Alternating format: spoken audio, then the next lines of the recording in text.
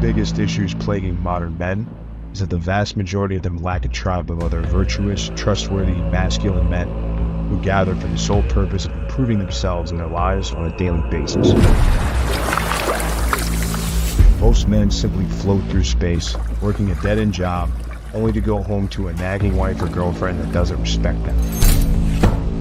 Their friend circles are nothing but fat, low testosterone losers who are more concerned with what sports teams are playing this weekend and what bar they're going to watch the game at. If these men are lucky enough to unplug from the comforting lies that modern society sells them and decide they want more out of life, they look around and realize they need to get into a better room. That's where a private community of men chasing excellence comes in.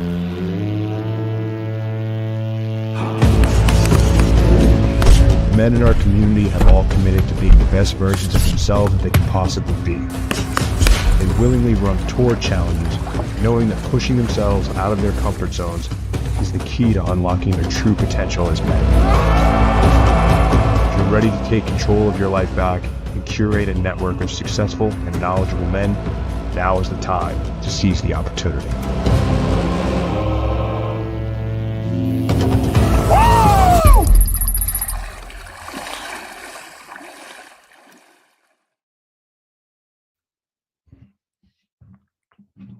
Oh, you're muted. Let's mute. Let's try that shit again.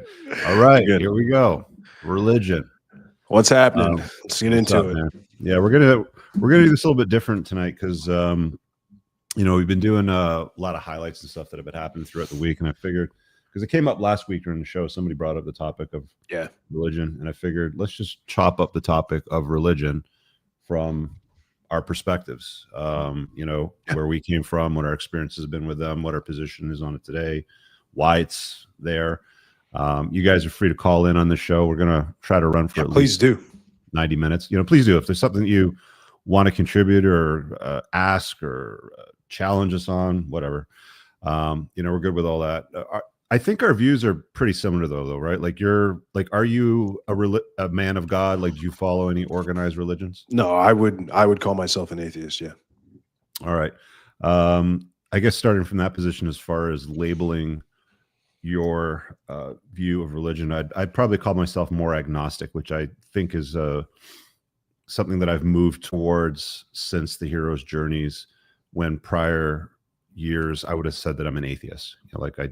I don't believe in anything else, being out there. But I think that there's after some reflection, I kind of have a notion of a level of consciousness or something that does exist, whether it's, a God, I don't know, but I'm not a religious person. So I can put it that way. So let's start with that, right? So Batman origin story. Grew up in go ahead. Kind of a weird mixed religious house in my crib because my mom was Greek Orthodox.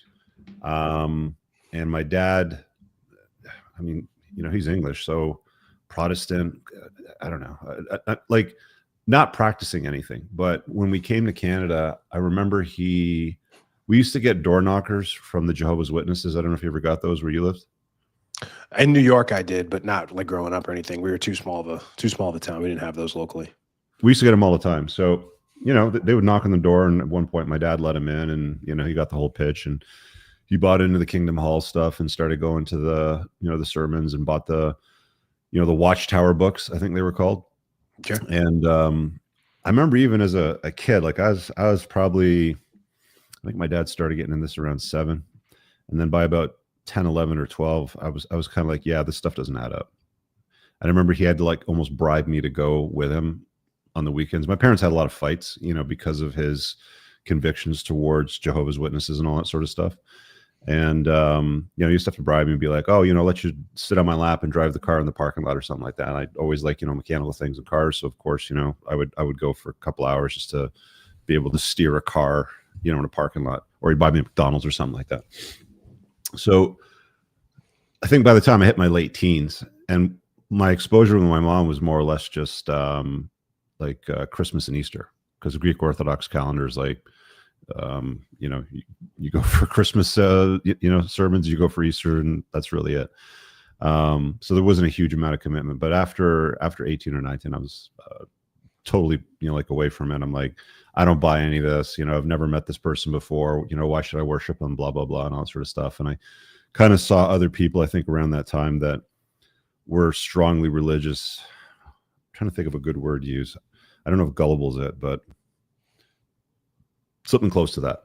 If I can be perfectly honest. I was like, how is it that I see the reality of things, but you don't see the reality of things? And it's like, that's just where I got to. That's where I was for a number of years. What about you? Like, what was your childhood? Not raised religious at all. My dad was Catholic growing up, but we didn't go ever to mass. I mean, I remember going when I was really little, maybe 2 or 3, and we stopped going. And I was not exposed to it really at all.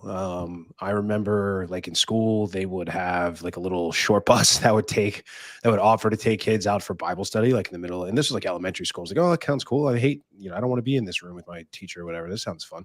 But it was nothing that I really bought into. And then when I started getting back into it, or when I got into it at all, was I had some buddies that invited me to go to youth group when I was, 12 or 13. Like, hey, this is really fun. We'll go and like we watch a video or we have a discussion, and then we go play basketball, and then we go play sports. Like, okay, I like playing basketball. That's fun. And so, and I was a kid that had a hard time making friends growing up. I had, some, if you can believe it, some anger issues and some, hard time relating with some of those kids. And so, I was kind of picked on because I had a short fuse, and it was always like, all right, let's see if we can make fun of them, or let's see if we can get him to go and blow his candle and shit like that, or blow the fuse. And so, but when I got to this church group, everybody was super cool. Everybody was super welcoming. And it was not like a hoity-toity church group. It was, I was 13 years old, and these kids are throwing like F-bombs around and carrying on and like the youth advisors were cool. They were, like young adults, and they just let the kids be themselves. They didn't try to tell them, hey, don't do this, don't do that, watch your language, this kind of stuff. And they were funny and they were fun. And so I really started getting into it from the community aspect. And I did, like, the guys that originally invited me like left, they stopped attending, and I stayed. And I got really involved, and I would go on the trips. We would go on like ski trips. We would go on, overnight weekend trips and summer camps and cabin and stuff like that. And I was serious enough I did that through middle school. I did that all the way through high school. And then I was serious enough about it that they asked me to come back while I was in college to be an advisor to the middle school kids. So basically, the middle school program that I went, they asked me back when I was in college to be an advisor and to be kind of a part-time youth leader, which I accepted. And man, I led worship seminars. Like I led church services. I sang in the church choir. I sang in the contemporary praise band. Like when I was in college, I was really into it. I went on at the end of my senior year of high school, they took me and a couple of guys from the group out to Colorado, where they have it's a small denomination. It's a Brethren. You don't really know much about it unless you're on the East Coast or Pennsylvania and that kind of area, and small groups in Virginia. But they had every person from that denomination, it was like 2,000 or 3,000 people, got together for this big conference they had every either 2 years or 4 years, and they all packed the stadium, and it was, or the basketball stadium, and it was emotional, man. And you connect with people, and you thought about the same things. It's very easy to see how people get wrapped up in this sort of stuff. And I remember shortly after that, it was maybe I actually got to the point where I joined the church as a member. I got baptized. I went through everything, right? Mm-hmm. So coming to like, oh, like you were this, you were that. Like I went through the whole thing. I studied, I did my assignments. If you want to become a member of the church, become baptized, you have to, at least in the Brethren church, you have to go through a curriculum. You have to go through scripture. You have to go through weekly classes with the pastor and fill out worksheets and do homework. And I got baptized when I was 19 or 20. And then I remember there was just a moment I was sitting in church, and I didn't really like going to service because it was just boring. It was the same stuff every week, and it was just this and blah, blah, blah. I like going to the youth stuff. I like doing the fun activities. I like being around the cool guys and cool people, and I like the community aspect of it. But I sat there and I was like, you know what? When's the last time that I took something from a sermon or a lesson that I heard in church and actually applied it to my everyday life? Or when's the last time I actually prayed on my own? And I was just like, I can't even remember. I've never done this. And then I started saying, okay, well, there's got to be reason for that. And then I was just like, I don't believe. And so then I started looking into things. I started reading different books. I found Sam Harris's work and Richard Dawkins' work and some of those guys. The one video that kind of put me, that really spurned me away from it, we don't have to show it here, but guys can look it up. It's about 9 minutes. It's a clip from Sam Harris's debate at the University of Notre Dame with Dr. William Lane Craig, where he talks about, if you just look up like Sam Harris and the morality of God, it's in my opinion, it's before Sam Harris went off the complete deep end and became an anti-Trumper and a crazy person. But it's a really, really good 9 minutes of, we talk about morality and Yahweh and that and God and things like that. And so to wrap it up, like, I became this firebrand atheist. I was going to, the Reason Rally. I was joining organizations. I moved to New York, and I was having debates with like Jehovah's Witnesses in the subways and things like that. And then I just started to realize, like, this was all just a waste of time. I enjoy debate. I enjoy argument. I enjoy going back and forth. I watched a lot of the Atheist Experience with Matt Dillahunty. That's where I learned kind of how to debate and how to have conversations with folks.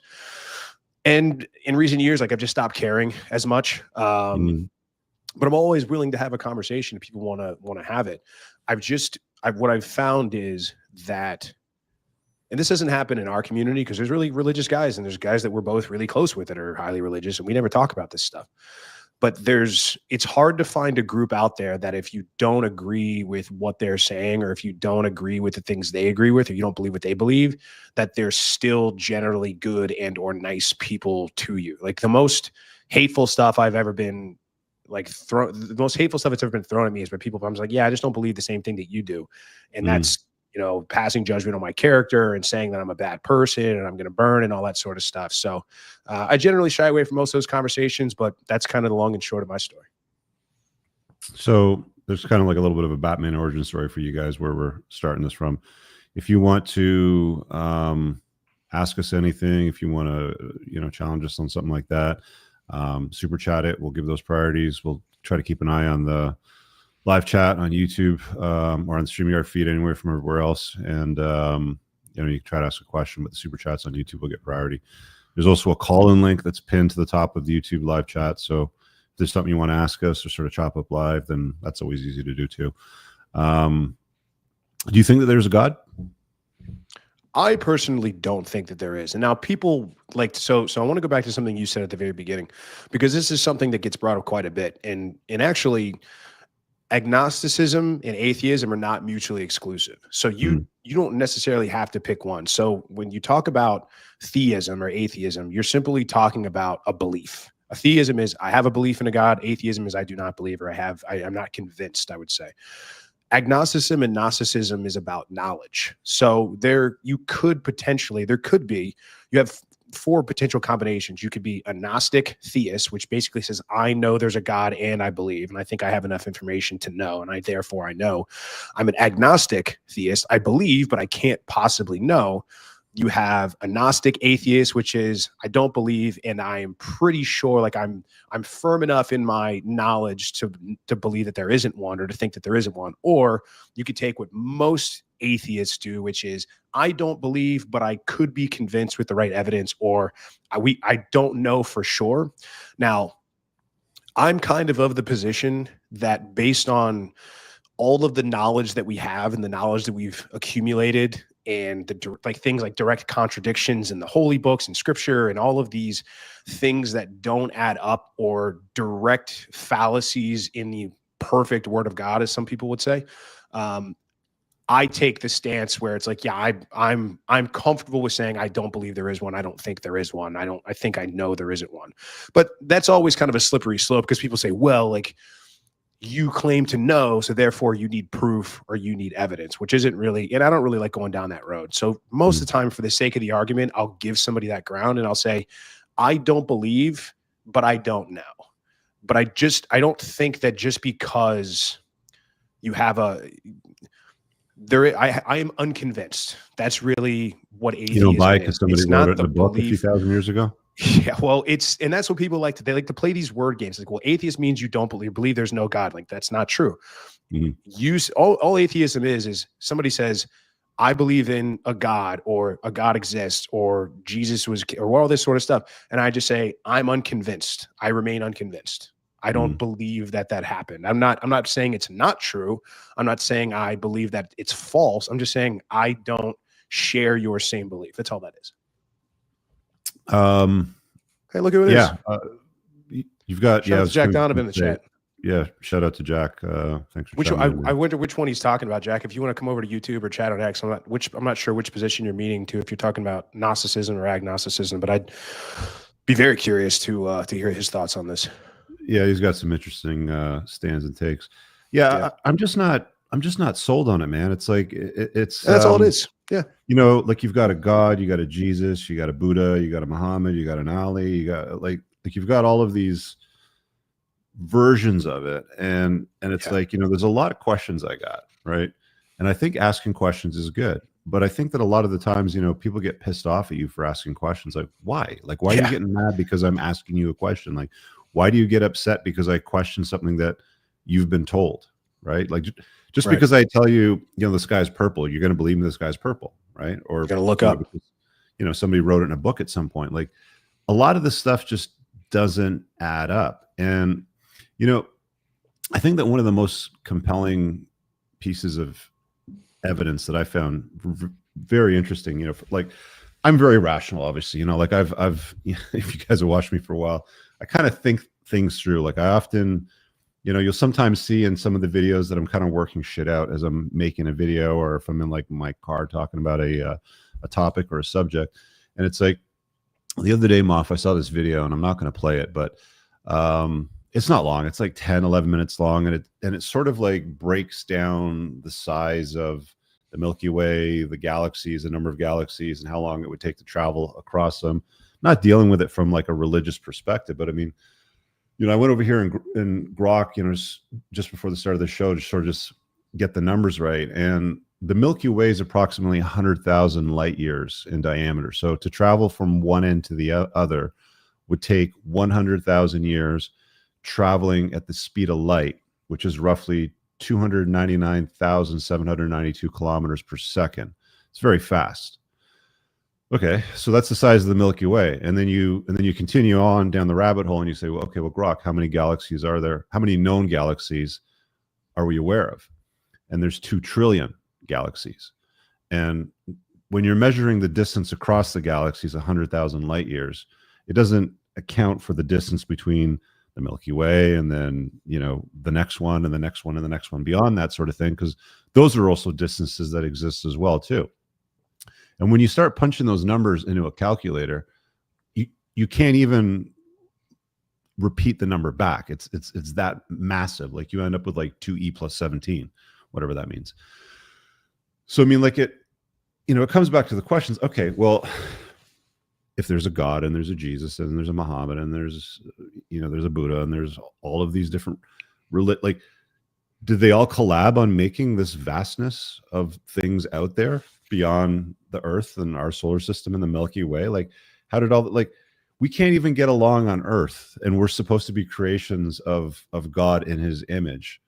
Like, how did all this get built, right? Like, these are the sorts of questions that you sort of start asking yourself, right? You know, when you sort of go down these rabbit holes, and it's like, you know, you hear these, you know, these tremendous stories about the seas parting and Moses walked the Israelites through the sea and then it collapsed on, you know, the pursuing art. Like, really?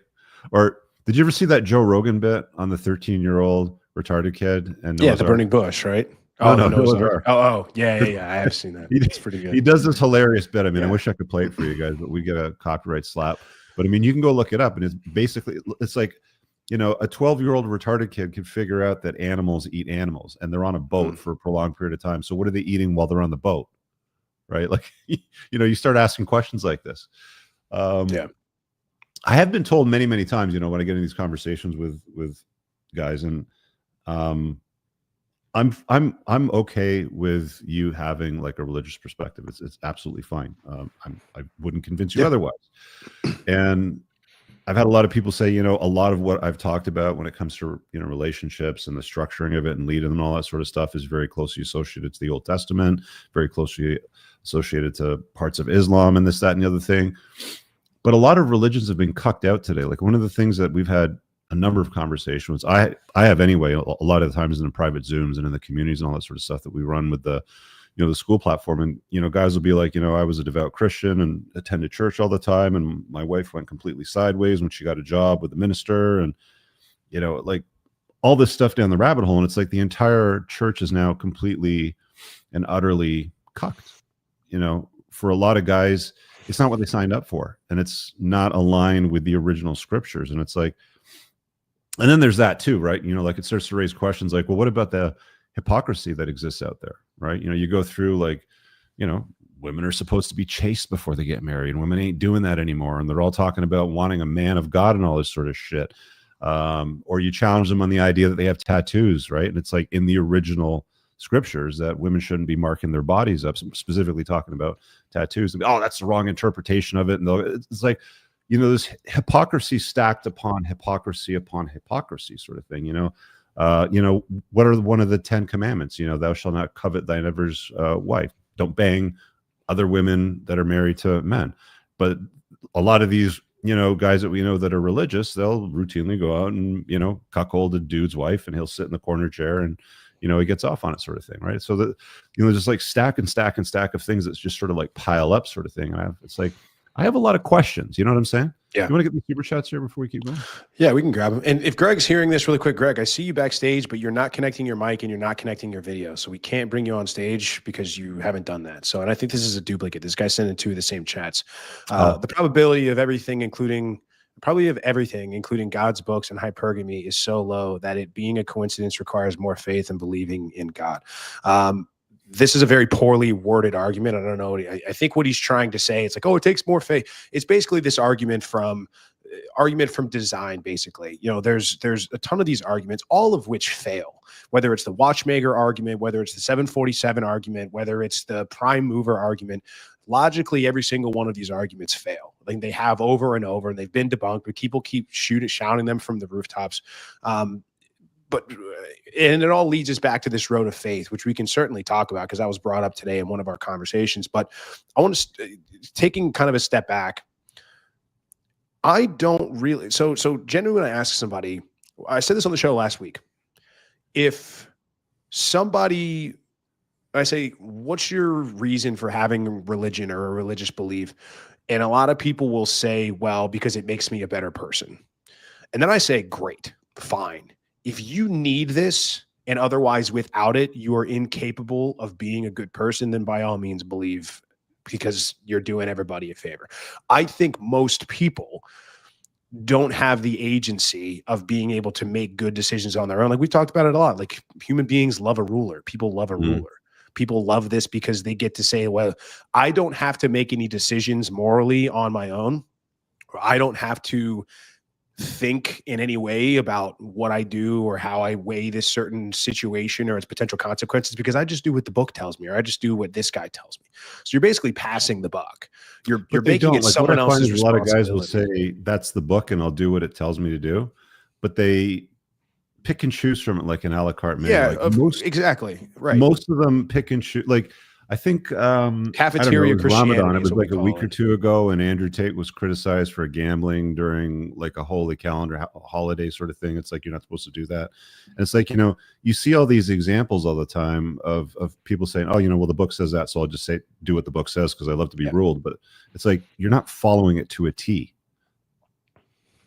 Well, because again, that's where special pleading comes into play, right? So like stuff like this. Hold on. Stuff like this. It's like, oh, these are all arguments against something else. This is something different. Like people will make up whatever they need to make up to have the narrative fit along their narrative. But to go along to my point, it's okay. If somebody says, I say, why do you believe what you believe? And they say, because I believe that it is true. And normally I say, how did you come to that conclusion? And most times it will be because I was born that way, or I was raised that way, or my parents raised me this way and that way. They're told that way, yeah. Because they're told that way. So I say, okay, well, do you care if your belief is true or not? Yes. Okay, great. So let's assume that you were born in India. You probably would be raised by Hindu parents. You probably would be raised believing in Vishnu as your God. So let's say You've got somebody that's over in India and they're raised Hindu and they believe in Vishnu as the one true God, and you believe in Jesus Christ and Yahweh. How do we go by determining which one of you is correct? How do we find a pathway to truth? And there's very rarely an answer for this. And then you get bullshit. They're like, oh, well, I believe everything. Like whatever you believe is true. It's like nonsense. But the thing I think that drives me the most nuts is the faith argument, because it always seems to come back to that. The argument is, well, it doesn't matter what logical conclusion you guys come to. It doesn't matter what holes you can poke in my argument. It doesn't matter if this doesn't hold water, because at the end of the day, I have faith, and that's all I need. They call it a personal relationship. It's like hope, but hope's a terrible plan, though, isn't it? Faith, by definition, is a belief without evidence. It's a belief in something without having a good reason or having evidence to do so. You're just, it's hope. It's hope on steroids, essentially. And so I say is this: is there anything in this world? Is there any belief that you can hold that you can't get there by faith? And the answer to that is no. You can literally believe anything on faith, right? Because you're believing without evidence. So if that's the case, if I believe strongly enough that she'll fall in love with me by being in her proximity, and if that's the case, if you can believe anything on the basis of faith, then how is that a good path or method to finding out what's true and what's not? It's terrible. And that's what I just usually, and again, I usually leave those folks on. It's like, oh man, whatever, man. You and have a personal relationship, whatever that means, cool. As long as you don't bother me and leave me alone, cool, whatever. I don't care. But that's the challenge I often, it's like, dude, like, why is faith good? People are like, well, the Bible says it's like, why should I care what the Bible says? We don't know who wrote it. We don't know who the authors were. It was written, your top it's a reasonable question to ask, right? Like, why does it matter? Why should I care? Like, why is it relevant? Right. So those are like, hold on, because a bunch of people agree that it's important. See, that's the thing that made sapiens an argument from such a successful species is the whole notion of gossip. Like, we all agree that $20 is worth $20 because we all subscribe to the notion of the value of that piece of paper with a 2 and a 0 on it, right? That's the reason why that works. So that's what keeps the whole religious argument together for them, you know, is a notion that if enough people agree that this is, how many different stories are there? Zeus, Odin, God, Jesus. Yeah, why don't you believe in any of them? Right? Like, here we go. Like, why are they wrong? This guy, Communist, is incorrect. You can talk to your most we do all the authors biblical scholar, and if you think they're Matthew, Mark, Luke, and John, you're an idiot, because we don't know the authors who wrote them. Especially, we don't know the authors of the 4 Gospels. How about that? We don't know who wrote the Gospels, which is arguably the story of Jesus and Christ and the resurrection, all of which have. How old is the Bible? It's said that it was written 50 years after the purported death of Jesus, or after Jesus was already dead. But even in the gospel accounts, you have contradicted, like you have 4 different accounts that we don't know who wrote them, and they have contradicting pieces. All at once. It's a collection of texts composed of centuries by multiple authors. It wasn't even written. It was written in Aramaic. It's a dead language. Depending on whether or not your Old Testament, Hebrew Bible, or the New Testament. Earliest parts are 1200 to 1000 BC. Okay, so here's what's interesting. So here's a question that I ask, right? If the Bible's 1200 years old, why don't we have record in the Bible of some of these incredible monuments that have existed that still, like the pyramids, you know, for example, there's no reference to the pyramids in any of the Bible. Like, I've asked this, you know, before, and I've said, can you please point to where the reference to the pyramid is? And they'll make up some story about, I can't remember this giant temple that collapsed on itself, whatever the hell it was called, but it wasn't the pyramids. And it's like, you know, the pyramids have been around for 12,000 years. So if they existed during the time when the Bible was being written, why is there no reference to the relevance of the 3 Giza pyramids? They just don't talk about it. They don't talk about Göbekli Tepe. They don't talk about any of the other like Baalbek in Lebanon. They don't talk about any of these things, right? And there should be references in the Bible to specific details of this, but I haven't seen any of them, which is just another question that I ask. And I'm like, okay, well, I think when you start asking questions about something, like, you know, when you unplug from the comforting lies that they sell you, I think that it has to go beyond just women. Like, this is where the Mano Swamp gets fucked up. Like, it just sits on the idea of women. That's it, relationships and women. And I think, you know, when you go further and you look at money, the origin of money, when you look at government, how government operates, when you look at religion, what they've been telling us about that sort of thing. There's really food, the food industry, seed oils are supposed to be good for you sort of stuff, but they were industrial lubricants during the Second World War used to lubricate tanks and moving parts.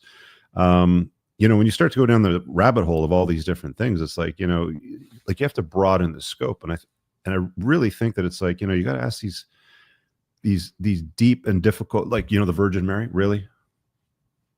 Oh, well, the answer to that is God, because, God can do those things, right? Well, okay, well then, parting the seas, why don't we see any recent evidence of any of these things? Well, because now people get to say it's allegorical. Now it's all metaphors, and you get to pick and choose what actually happened, what didn't. Here's the nail in the coffin for me. An all-knowing, all-loving, all-powerful God would not rely on text that has been translated over thousands of years in thousands of different languages, to the point where you have 30,000 different sects of Christianity, of different denominations.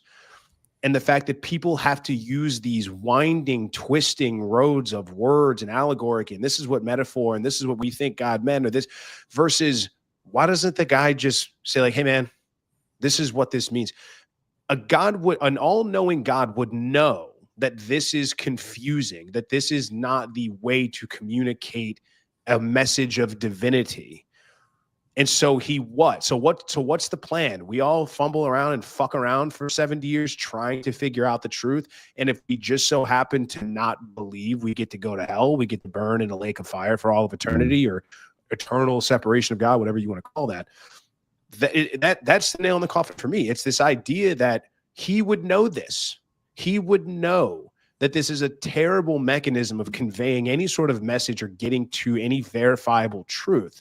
And if his message is so important and he cares about saving as many people as possible, and if salvation of humankind is the ultimate goal, then he would not rely on such shoddy communication skills. He's the greatest omnipotent being that knows all and knows everything. Why do people try to communicate? They try to give him these humanistic traits of like, well, God is angry. It's like, why would God get angry? He's all loving. He's all knowing. What do you mean he fooled God? God knows everything. Does he not? It all just collapses on itself. And there are arguments that just go around in circles and they lead to nowhere. And that's the nail in the coffin for me, regardless of any other argument or the biblical whatever. Like, that's the thing for me, is the fact that an all-powerful, all-knowing being would certainly not rely on such terrible communication methods to get his message out. Yeah, fair enough. Here, I want to bring in Kareem. Let's do it. On before. He's an interesting character. Hey, great. How are you, Rich? Doing good, brother. What's up? I'm doing great. Alhamdulillah. It's very interesting topic that you're arguing about. And hi, Moff. It is the first time I'm talking to you. Pleasure, man. Good to see you. Great. By the way, I realized that you're atheist. I am, yeah. Yeah. A lot of questions that and argument that I heard about that you say regarding the God existence, the belief is that you have no evidence for.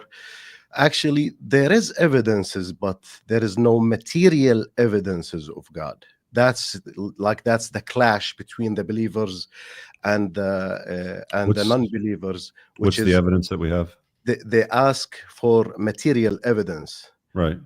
Like, show me God. Let me put him in the lab. Let me test him to believe that there is a God. Where we Muslims believe that there is a non-material God, because he created the material, the time and space. So I can't give you a material evidence of non-material things. I did a series actually on my channel regarding this. It's called Why. And by 8 or 10 sessions, I was talking that why I chose to be Muslim. I heard the argument that you're born in a Muslim family, then you are Muslim. If you're born in India, you will be worshiping cows or something. That's right. That's right. You will inherit that by your father, by your mother, by your family, society. But you have a critical thinking, like you can test that. You can read about other religions. And why you choose this specific religion? Because I believe it's the best. There is no contradictions in it. There is a solid story. There is a non-corrupted text. For example, you talk about the Bible that's been written around 200 years after the death of Jesus, and there is many writers, many authors of the Bible, of the Gospels. That's right. But we have another texture, which is Quran. It is the same since 1400 years. They found actually like few weeks. Let me ask you a question. So Well, let's I assume want that, to cut really quick, Rich. Because Okay. this is. Can you give me an example of something non-material? It's like saying there's something supernatural. So something non-material, something supernatural is something that God by definition is supernatural. But how? But how can you? It's how metaphor. can you're? But it's you're Okay, just you believe in throwing science, something out there and you're calling I it that think it's you believe in supernatural. science, If you right? can't give me a supernatural, no, I'm saying you can't give me any Yeah, sort yeah, of I'm giving other you example of an something that's example, yeah. supernatural. Yeah, I believe. But I you believe reject in that example. science. I meant besides God, do you Okay. have an example of something that's supernatural? No, I'll give you a metaphor. Do you for see it. the problem we have here? Yeah, just give me a minute. Hold a minute. Okay. Okay.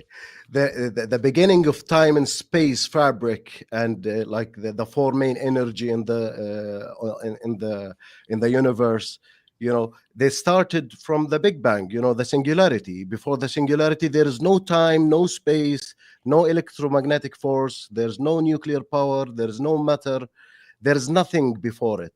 There is nothing material before it. So to create We don't know that the whole- though. But we don't know No. that. And that's not even No. accepted by what most, that's not even accepted by the top astrophysicists in the world. We don't have an example, and you'll never be able to recreate an example of nothing. Can you give me an example of nothing? Single. Yeah, it's not nothing. Like the absence of material, it's not nothing by definition. Even in the quantum vacuum, they can create thing out of nothing. Nowadays, they can split it to antimatter and matter, so they can create. But antimatter is things not out of nothing. nothing. Antimatter is antimatter. It's not nothing. When you can't No, give me an antimatter is example not of a nothing. nothing. I know. My point I'm trying to make, Kareem, is you can't give me an example of something you can't give me an example of nothing. You can't give me an example of something that occurs supernaturally or non-materially. The only example that you have is God, and that fails because it's very convenient because that's the crux of your argument. But if there's no other example that you can give me, why should I take that claim seriously if I don't have any other example? That's why the God is unique. It's single. How do you know? So there is nothing like him. How do you know? He will never be a. How do you know? Jump in for a sec. Okay, let me just jump in for a sec because I don't think that we're going to resolve that argument. There's two different paths there. But what I was going to ask you earlier is, so we have God, Jesus, Muhammad, we have Odin, we have Zeus, we have Buddha, we have all these different secular type of religions. How do they all coexist? Like, how are they all the one true religion? Yeah, because we believe, as we believe Muslims, God sent messengers, and the message of messengers deviated from the truth, so he will send another messenger. The final one was Muhammad. Before, it's mentioned in our scripture that before him was Jesus, before him there's Moses, there's David, there is Solomon. So it is a chain of messengers, but after every messenger, it's God in Islam is called Allah, right?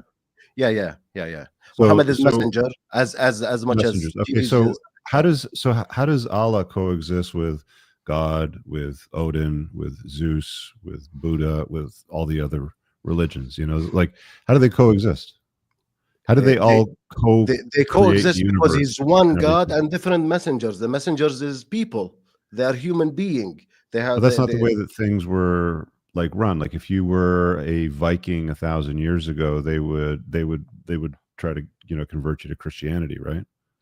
Yeah. They would want you to abandon Odin to Norse mythology, most likely. Yeah, you believe in Thor. Yeah. You believe in Odin. You believe in Freya. If you were you born in that can era. convert from religion to another one. Like, so. But I mean, like how can all these great leaders coexist? They coexist. If Leaders, there's only supposed to be one true God. Yeah. Do you mean messengers? The messengers do not coexist. No, I'm talking about like Allah, like the big boss, like Allah. Yeah, Buddha, we have God, one. He's existing from like the no time to the no times. The and concept of Odin and time. Zeus. Odin and Zeus is Like, what would mythology. happen if Yeah, Zeus but no, it's got in not a though. fight People with believed in them. So Allah? why? So that's the point. Yes, You say yes. that's mythology, but there are people that actually believe them as God. So why don't you believe in those gods and believe in this one God? There is no necessity for like 300 God. If there is one But you all-knowing chose one and powerful. specifically. Why did you choose that one when people in all of history have chosen Yeah. others? Why Yeah, this I think one? it's cultural, though. Wouldn't it be? It's cultural Yeah. because it's where you grow up and it's what your family subscribes to. So That's you what I'm wanted to stick saying. with that. The part of it Mostly. it is that, but you can you can choose by testing all of these theories and getting answer for the contradiction. If you think that But you there just is said, how can a you test something contradiction. that's non-material? How can you test something supernatural No, and non-material? It doesn't no, make I'm not sense. testing the God itself. I'm testing the theory of the God. Which is So what? there is, So it's a yeah, theory. It's an idea. there is no necessity for multiple gods if there is one single God, all-knowing and all-powerful. I think Zeus But and Odin Kareem, would disagree with that, though. you still haven't Or the proven followers any, of but you still these haven't gods at the made time any would disagree with argument that, though. on Yeah. why that's Yes, true, or it is. why Yeah, there's no it is argument on mental. why that's the God over It is all of these men- other gods. Yeah, it is mental argument. Hey, Jack. It is not a material argument to prove that there is a God. For me, the simplest one is without afterlife and without judgment day, nothing makes sense. Because like powerful person like Mao Zedong can kill 60 million people, and then what? Then What do you that's- mean, and then what? That's it. So so your belief is hinging on that something bad happens to bad people after they die. No. Because the you want justice- justice, which is fair. concept- I understand that, the but that doesn't concept make of it true. justice. Yeah, the concept of justice will never exist without God. And by the way, there's Well, I don't no believe morals in that. I without mean, I God. think we can. I Why don't do you need believe a in that God for either. justice to exist. Sorry? Because he's talking Why about do the you need a ultimate God for justice of justice punishment to in the exist? Why afterlife. can't justice exist amongst us? Like, why can't we say this is unjust and set laws and We can Or- say this is just and this is unjust because we have moral reference.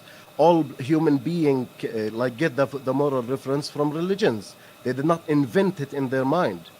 But there's So some you pretty need a bad reference. ideas and some pretty bad laws in some of the holy books. Would you agree?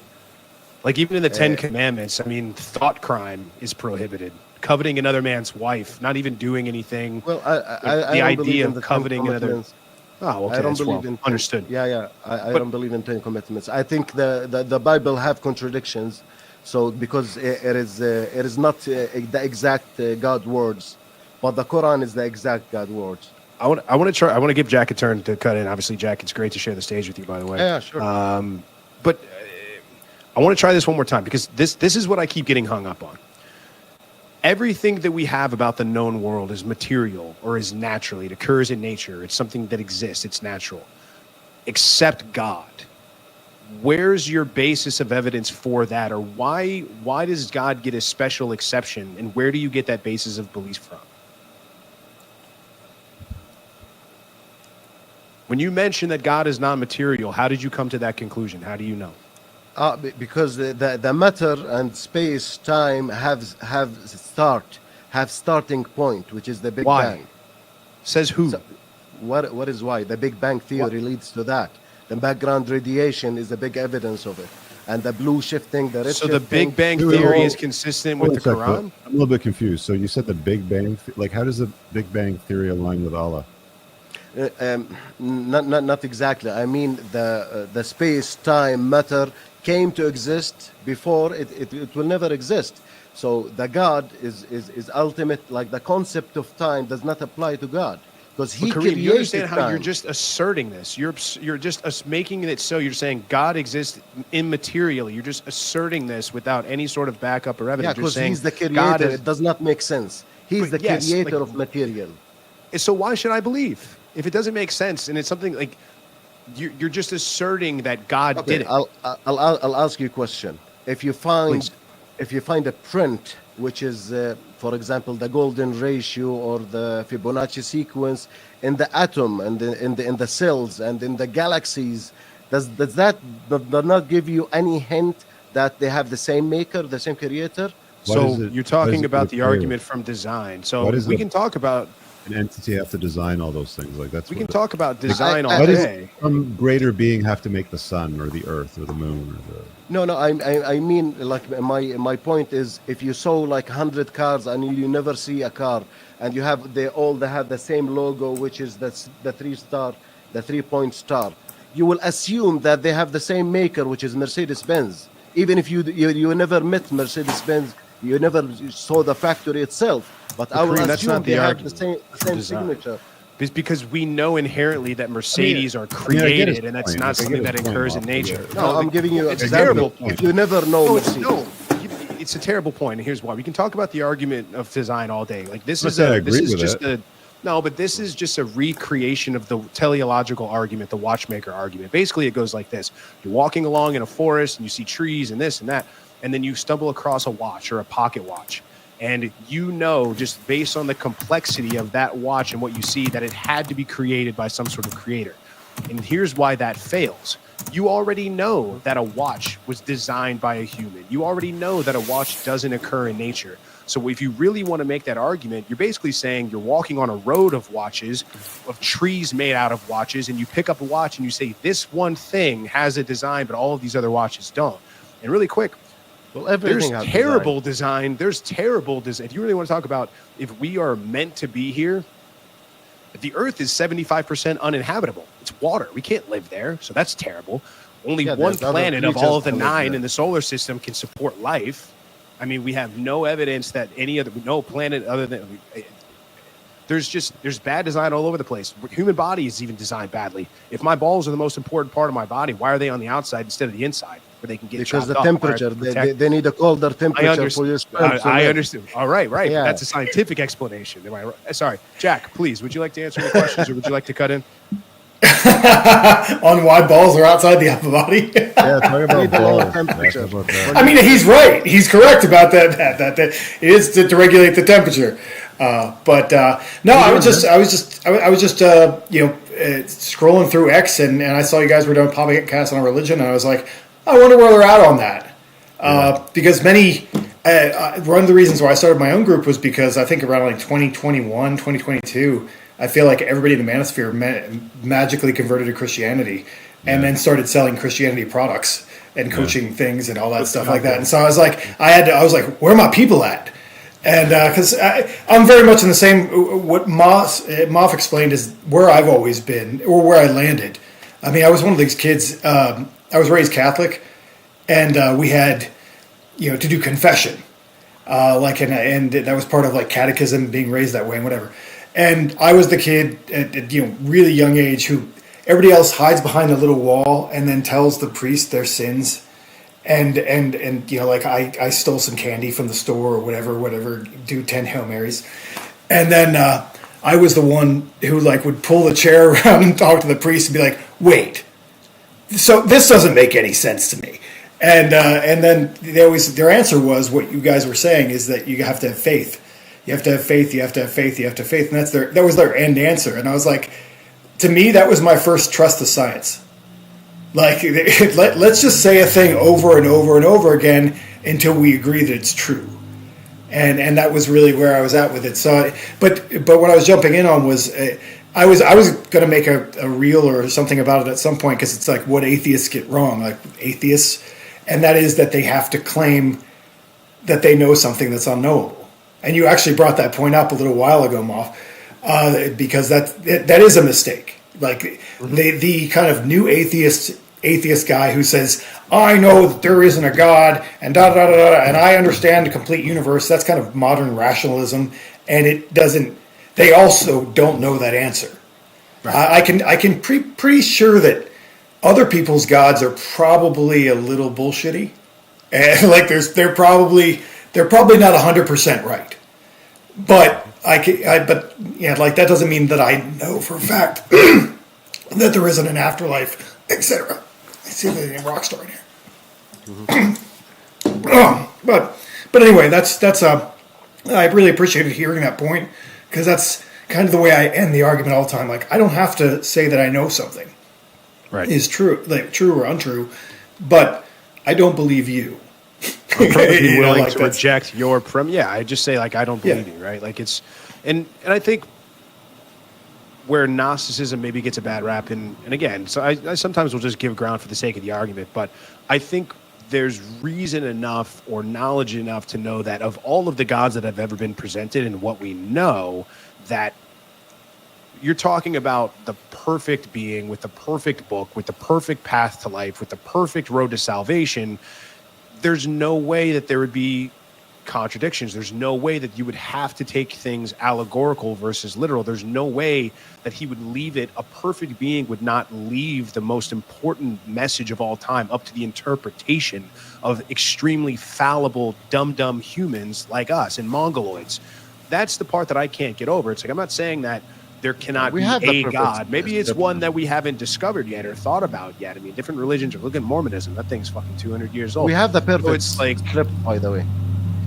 We believe, at least, we have the perfect. But that's it. All comes down to belief. It doesn't come down to knowledge. And there's plenty of things in any of the holy books that are contradictory or that don't coincide with truth. If you learn Arabic, you can test that actually. And there's what they call it prophecies that when the Quran first existed, there's a prophecies come true after years and years. For example, the collapse of the Persian Empire.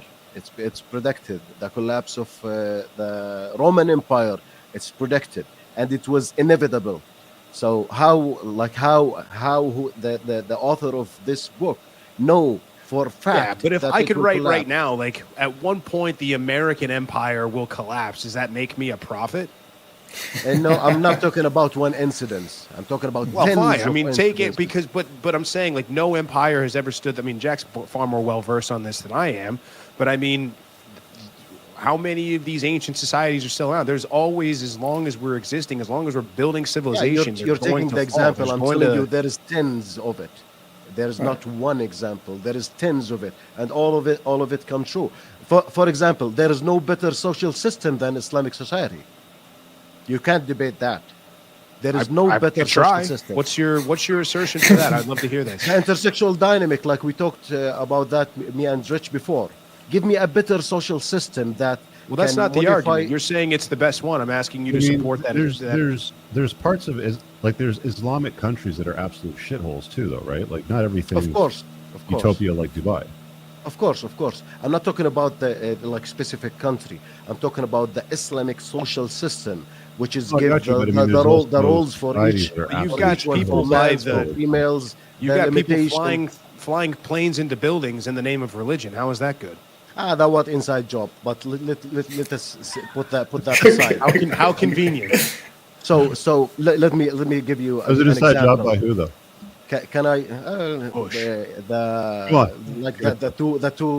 two blue lines and the big David. We just got demonetized. The stream will now end. I don't want to talk about it. So you can defeat a group of people by proving there is one or like near 1% bad person among this group. So if I found an Irish man that drunk and hit me like with a bottle on my head, all Irish people are crazy. I can't say that.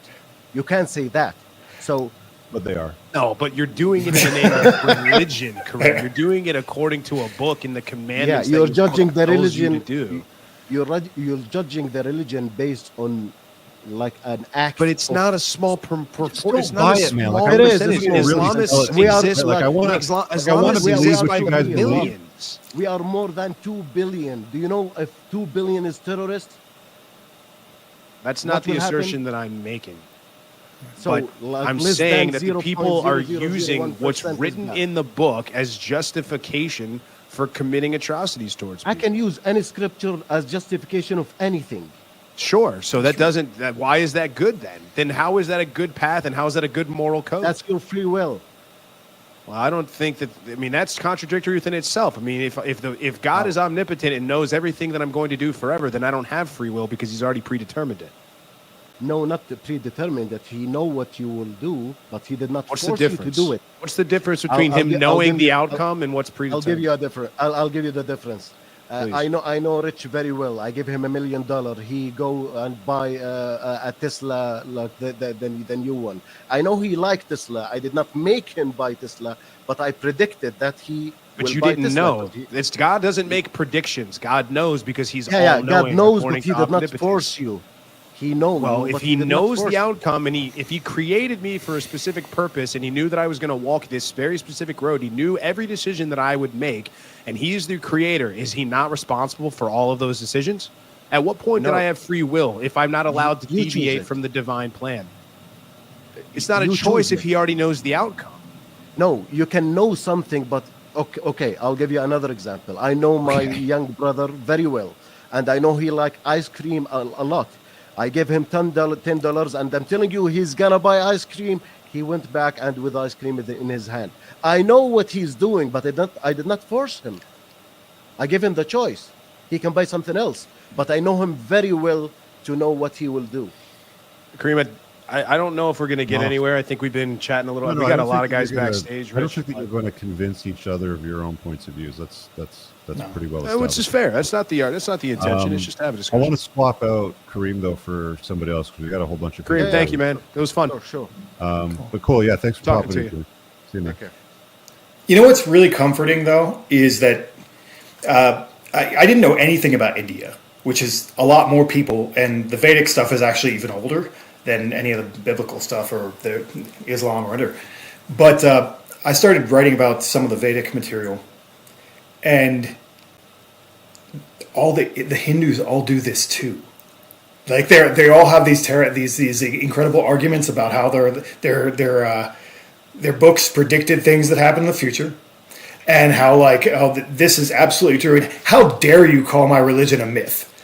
Like my YouTube comments on videos I've made on Vedic gods are like hilarious. So it's very comforting, and they have all kinds of racism against each other that we don't even know about. It's pretty amazing. It's crazy. Yeah. Yeah. It's wild. Like they get so mad. They believe that everything came out of India. There's a whole bunch of Indian nationalists, Hindu nationalists all believe that Indo-European languages started in India, and if you contest that, they're like, no. So it's just wild to see it repeat all around the world in countries that we're not familiar with. Question for you, Jack, because you mentioned India and Indian religion. There's an immense ancient structure in India that's carved out of the side of a mountain. I don't know if you've seen it. I'm not sure. I'm probably sure I've seen a picture, but I'm not sure which one. About that? Let's see.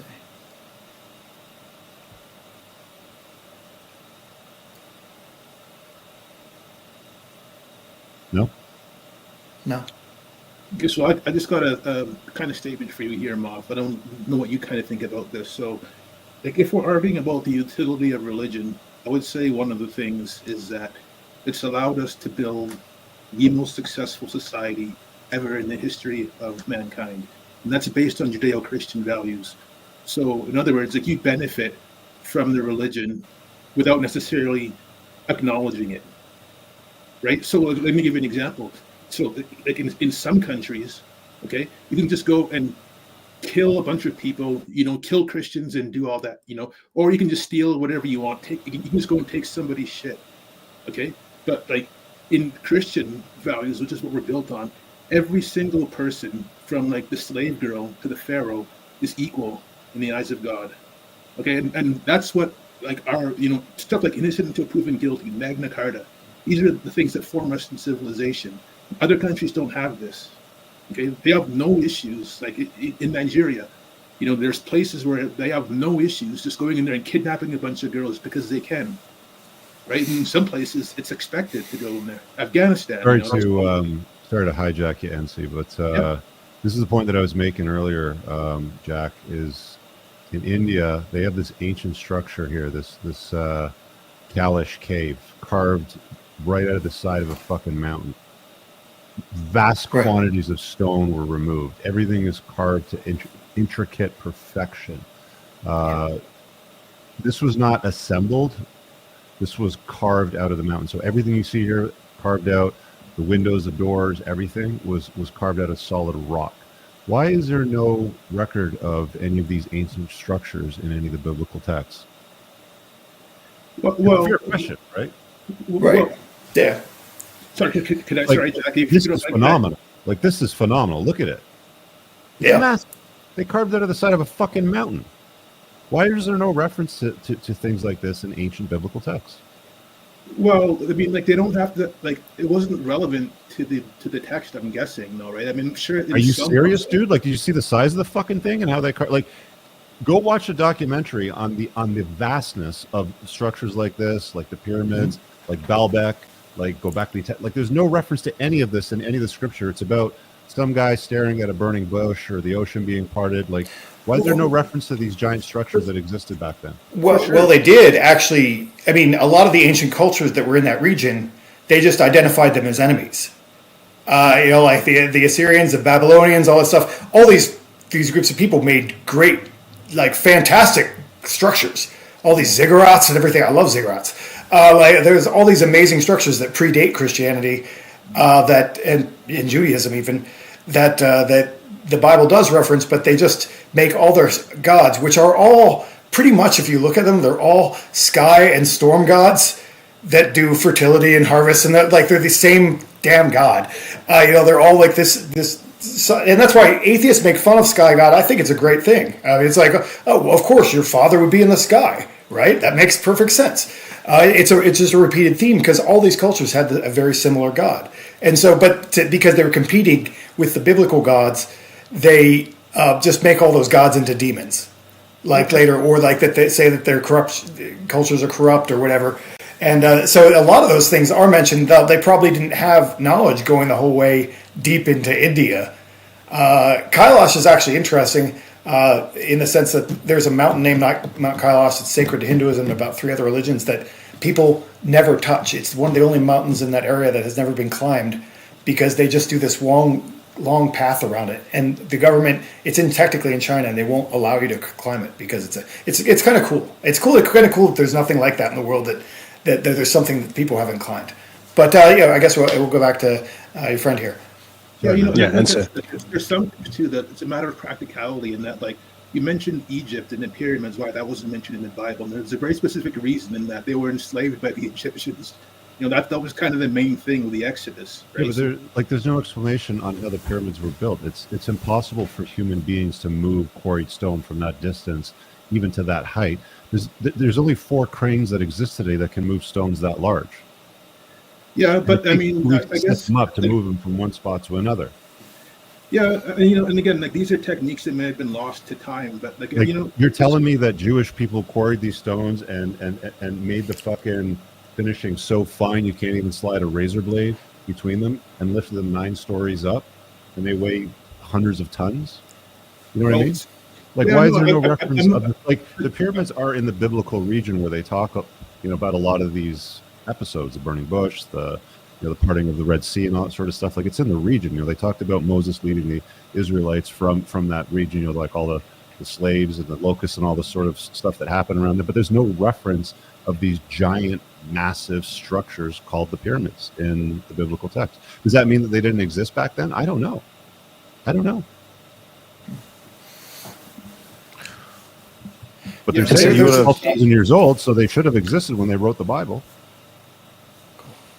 Yeah, well, I mean, Moses wrote the first 5 books of the Old Testament, and then there's other authors that wrote several of the other books. But again, I guess we sat down and seen they're like, you know what? I hate a quarrelsome wife, so we're going to write this shit down about not having a quarrelsome wife, which is a really good idea. So we're gonna discourage women from doing that. I also don't like whores, so we're going to write this shit down that you have to be chaste when you get married. Like, I'm thinking that's probably what went down, right? Yeah, no, but that is pretty much how it went down with a lot of the books, like Proverbs. It's just the same. I don't think that God spoke in a man's ear and said, you can't be promiscuous and you can't mark your body with tattoos as a woman, and you can't be quarrelsome to your husband, sort of thing. I think that guys probably got tired of that shit thousands of years ago, and they started writing that stuff down. I'm gonna set rules and shit. I don't know. So, like I said, the main point. I don't want to argue semantics about like whether this book was written by whom and at what point. I'm just saying that religion does serve a purpose, though, in that it's allowed us to build the most successful society that has ever existed, and that's all because it's based on Judeo-Christian values, where every single person, no matter what. It's not, though. I mean, if you knew anything about the founding fathers, these guys were most likely deists, if anything. They weren't. They specifically mentioned the separation of church and state in the Constitution and the founding documents. They were very, very clear about that we were not founded on any sort of Judeo-Christian values and moralities. No, Even if I go ahead. Separation of church and state. That's not what that means. What that means is that there was a British. No, that there's not a sponsored religion. There's not a government-sponsored religion. But it was exactly. It was. But there's no mention of we are raising people or guiding them as the Bible as our source of truth or our source of morality or anything like that in any of those written documents. And again, the founding fathers probably practiced some form of deism versus Christianity or Judeo-Christianity. Okay, but what I'm saying is that in the United States and in most of Canada and most of the United States, we use English common law, which is based on the Magna Carta, which means that every single person, you have innocence until proven guilty, those kinds of things. You have the right to a fair. These are all things that are codified in America and in mostly Judeo-Christian, right? So like. It is based. I think this is what I'm saying. But that's correlation. That's not causation, is it? That's not the. No, because again, here's all I'm saying. I'll grant you this because I don't think you came in at the beginning, and I'll grant you that. I said this at the beginning of the show, and I said this actually last week.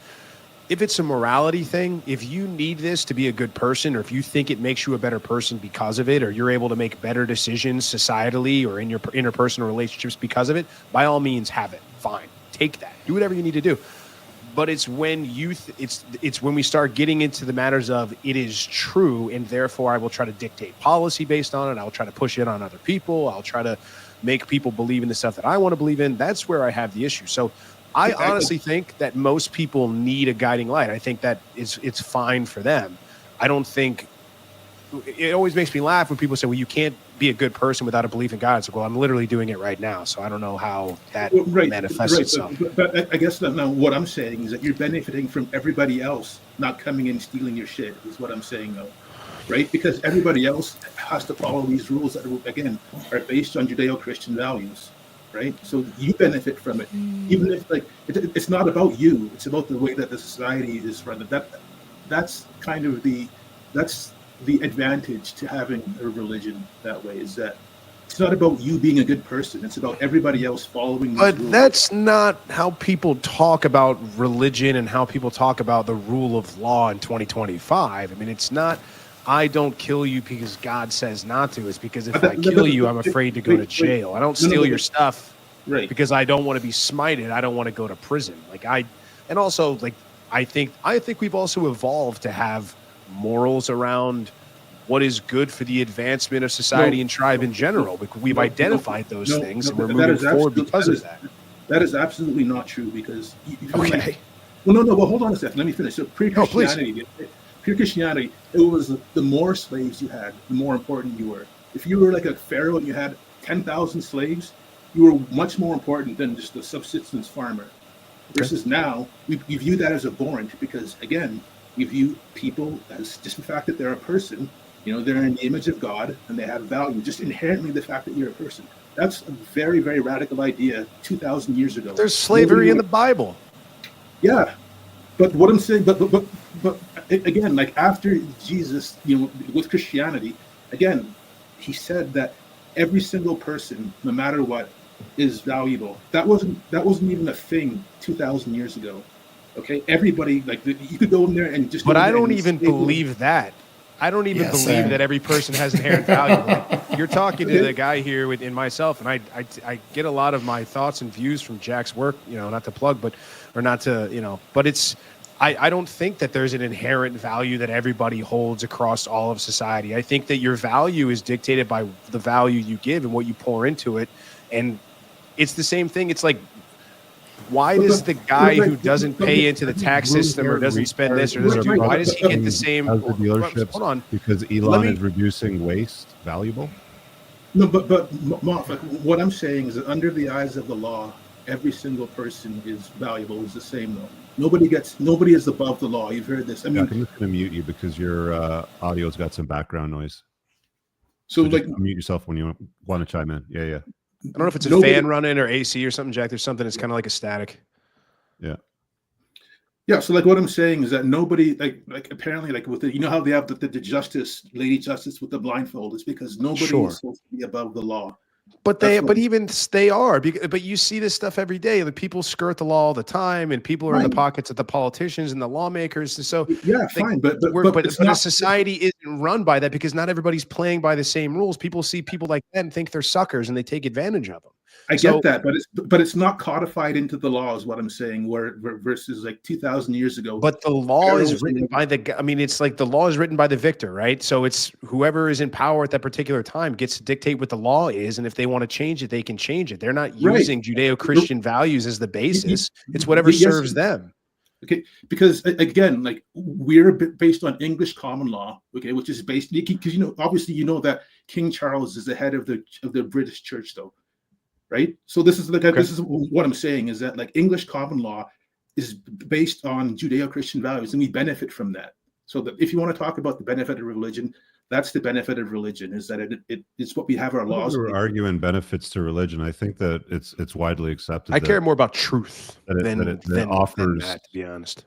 a decent set of guidelines and rules for operating in society and raising children.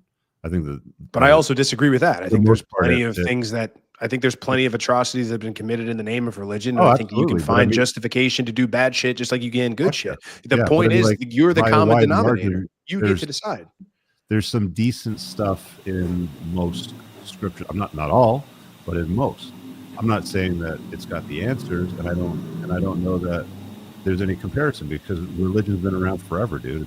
It's like it's since the dawn of time, since somebody scribbled in the like sand with a stick or something like that, it's been around, right? Like there was some version of you go to the cave art, they worship something back then, 10, 20,000 years ago when they were painting shit in caves. It wasn't just animals. Heathens. Jack? And to add in on about morality, if you want to talk about what Western civilization is based on, there's this great book called Plato's Republic, in which they spend 10 books, a bunch of guys sitting around a table trying to decide what justice is. And they actually go through all of these arguments in that book, and that's all pre-Christian.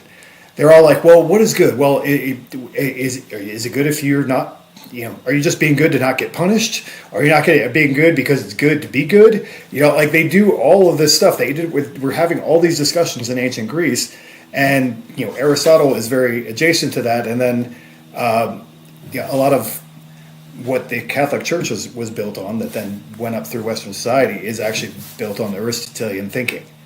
So like all these discussions about what is good and how to be moral and how to be good people were all happening in ancient Greece before they got cycled up into. It's just like Christianity inherited this and then interpret it and then add some of its own things. But there is precedent for that in the West. It's not just it wasn't like everyone's a slave and we just cut each other's heads off until Christianity came along. That's not how society worked. I mean, there were law codes. I mean, I think the oldest one is the Code of Hammurabi. I mean, they made law. Right? Yeah, they made laws to create order throughout societies, and that's a pretty normal thing. And there's this book that I refer to a lot because it was transformative to me because Steven Pinker wrote about the idea of the blank slate and that we're all infinitely perfectible and whatever, and how it's bullshit and there's human nature before that. And there's this book called The Human Universals by Donald Brown. And I only recently got a copy, but I've been looking at the list for years, and you can refer to it. And in every human society, now it is within that society, and that's the kicker. The morality here is actually pretty standard. It's like you're not supposed to rape people in your village. Now you can go rape people in the other village, but you're not supposed to rape people in your village. That's always kind of been frowned upon. You're not supposed to murder people, like in your tribe, in your village, among your people. But then you go to war and you kill all those other people, and you're not supposed to steal. That's like you don't steal things from each other. All those things are like you can find them in every human society that's ever been studied. And so, like the religions just codify them for their society. But then also one of the reasons, as Moff was saying, we had separation in church and state is not because they anticipated Satanism or whatever. It's because Christians left to their own devices will kill each other. And they had that whole problem in Europe for a long time. The Christians actually just killing each other. And so like that's the only reason why that's probably in place, is to say, you know, if we don't make a state religion, then we can't use the state to kill different sects of Christianity within it, because that's what was happening. 33,000 different denominations. Mm-hmm. Yes, that's huge. So speaking of denominations in church, I got to go pray to the Iron Gods and hit the gym. So I've been right on. We'll see you guys. Nice talking to you guys. We'll see you. Good seeing you, man. Hey, man. Yep. Jack, are you? We've got a lot of guys in the Are background. you atheist, or like, what's your position on, you know, like the whole religion and stuff? Me, well, like I said, I was basically what Moff said. I mean, I obviously I did the Germanic pagan thing for a little bit. Yeah. I built some temples and did some things. Yeah, Sacrificed a lot of goats to Odin. Goats, yeah. But over time, I mean, once you dig deep enough into that, you're like, well, I don't even know if these people believe that.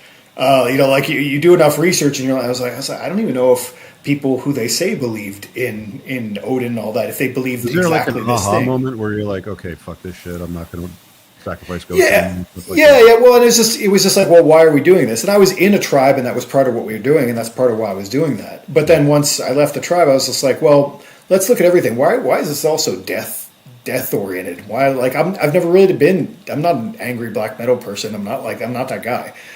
So I'm like, well, why do we have all these elements of that? And I'm like, how much of this is just Satanism? And I had a guy actually who was tripping on mushrooms one time, attend a ritual, and then after he's like, aren't you guys just Satanists? And I was like, well, no. And I had all these good reasons and things that my intent was. And then I was like, looking at what we're doing, I'm like, how much of this is just ripped off Satanism? And then that's kind of when I kind of wrote a book and did my own thing. Now, I would say like that my perspective is, I don't have to close the door and say that there's nothing supernatural, because that's unknowable to me. I can't know that in the way that I can't know what's on the other side of the universe. I mean, and it's kind of also irrelevant. Because I'm like, oh, well, I can't know that, and I'm never going to be there. I also don't know what happened 50,000 years ago, aside from geological records and all that. So let's deal with what I actually know. I also, the free will argument is a whole area where that also has really no utility. Okay, you've decided you don't have free will. Okay, now you still have to decide whether you're going to do whatever tomorrow. At the end of the day, you still have to make decisions. So. That's very much my perspective, is that I think that these things can be very useful archetypes, and we can pull really interesting stories and really inspiring things from all kinds of different religions and different mythologies and so forth, and incorporate them into how we live our life based on, and this is kind of what I used the Odin metaphor, is he has this thing called Hexagon, which is the high seat. And you can see much more than our ancestors could see. Like, our ancestors probably didn't travel very far from where they were born. They didn't have access to, like, oh, well, we can look at this Babylonian scroll, that's cuneiform. So we can look at this Babylonian, tablet, and we can also look at what the ancient Greeks said, and we can also look at it, and we can sit from where we are right now and actually make some interesting correlations and say, hey, what's good about all these things? And then start from there.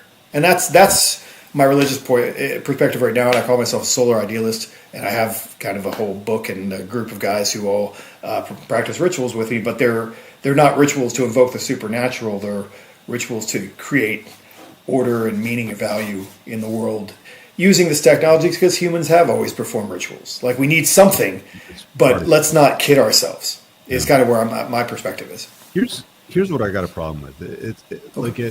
It always boils down to there's this being, this greatness, this authority, and I have a hard time, because I'm an ownership guy and accountability guy. I have a hard time putting stock in something I've never met, don't have any evidence exists, that has a greater power over my existence, life, and choices than I do. I don't know if that makes sense. Yeah. I mean, why? Well, I mean, it's. When people make religious arguments, another thing that they do a lot of time is I always say, do you have God in your pocket? Because they want authority that comes from behind them to say that this is wrong. you're like, you're okay with me, but God says what you're doing is wrong. Like God, God's standing behind them, telling them what to do. And really they want to say, this is what I think, but they kind of hide behind God. And whereas you're saying like, hey, with real accountability, I'm making the decisions, and at the end of the day, I'm responsible for them. And I'm going to be held accountable for them anyway. It's like, the whole thing with, I think it's Christianity that has, repent your sins to Jesus and you'll be forgiven sort of thing. And it's like, you get all these like OnlyFans whores that are like, they'll go through 1,000 dicks in a day sort of thing. But they're like, oh, well, as long as I repent, my sins to Jesus, then I can become a born again virgin. It's like, Jesus may forgive you, but I'm not looking past that. Right. Right. Some of these like ideas that are made up to sort of excuse accountability is, I guess, what I have a problem with. Yeah, I mean, it's a whole fetish in that community. Really, it's that whole like they want to fail. Not that they want to fail, but they like as soon as they screw up, then they can. It's almost like a form of social currency. I really think it's the basis of victim culture that we have now. Is like I have failed. I have failed God. I have failed my family. But I repent and I'm going to be better. And then they all like are like. Yes, it's good. It's good. We're with you. We can support you. And I'm just like, Jesus. That reset button. Moff, you want to pull somebody new in? Yeah, we're trying to get somebody that's on camera. And if you want to hop off, Rich, I can stay. Make sure we get to everybody. I'm cool with that. But I want to actually keep going. That are more believers. Like if you guys are believers, we'd rather talk to you guys first than the non-believers because it's just more interesting. I know Wahlberger had something he had about Mormonism, but you're moving around. So if you can get situated and put your camera down, that'd be great. Or we'll just bring somebody else up. Going once, going twice.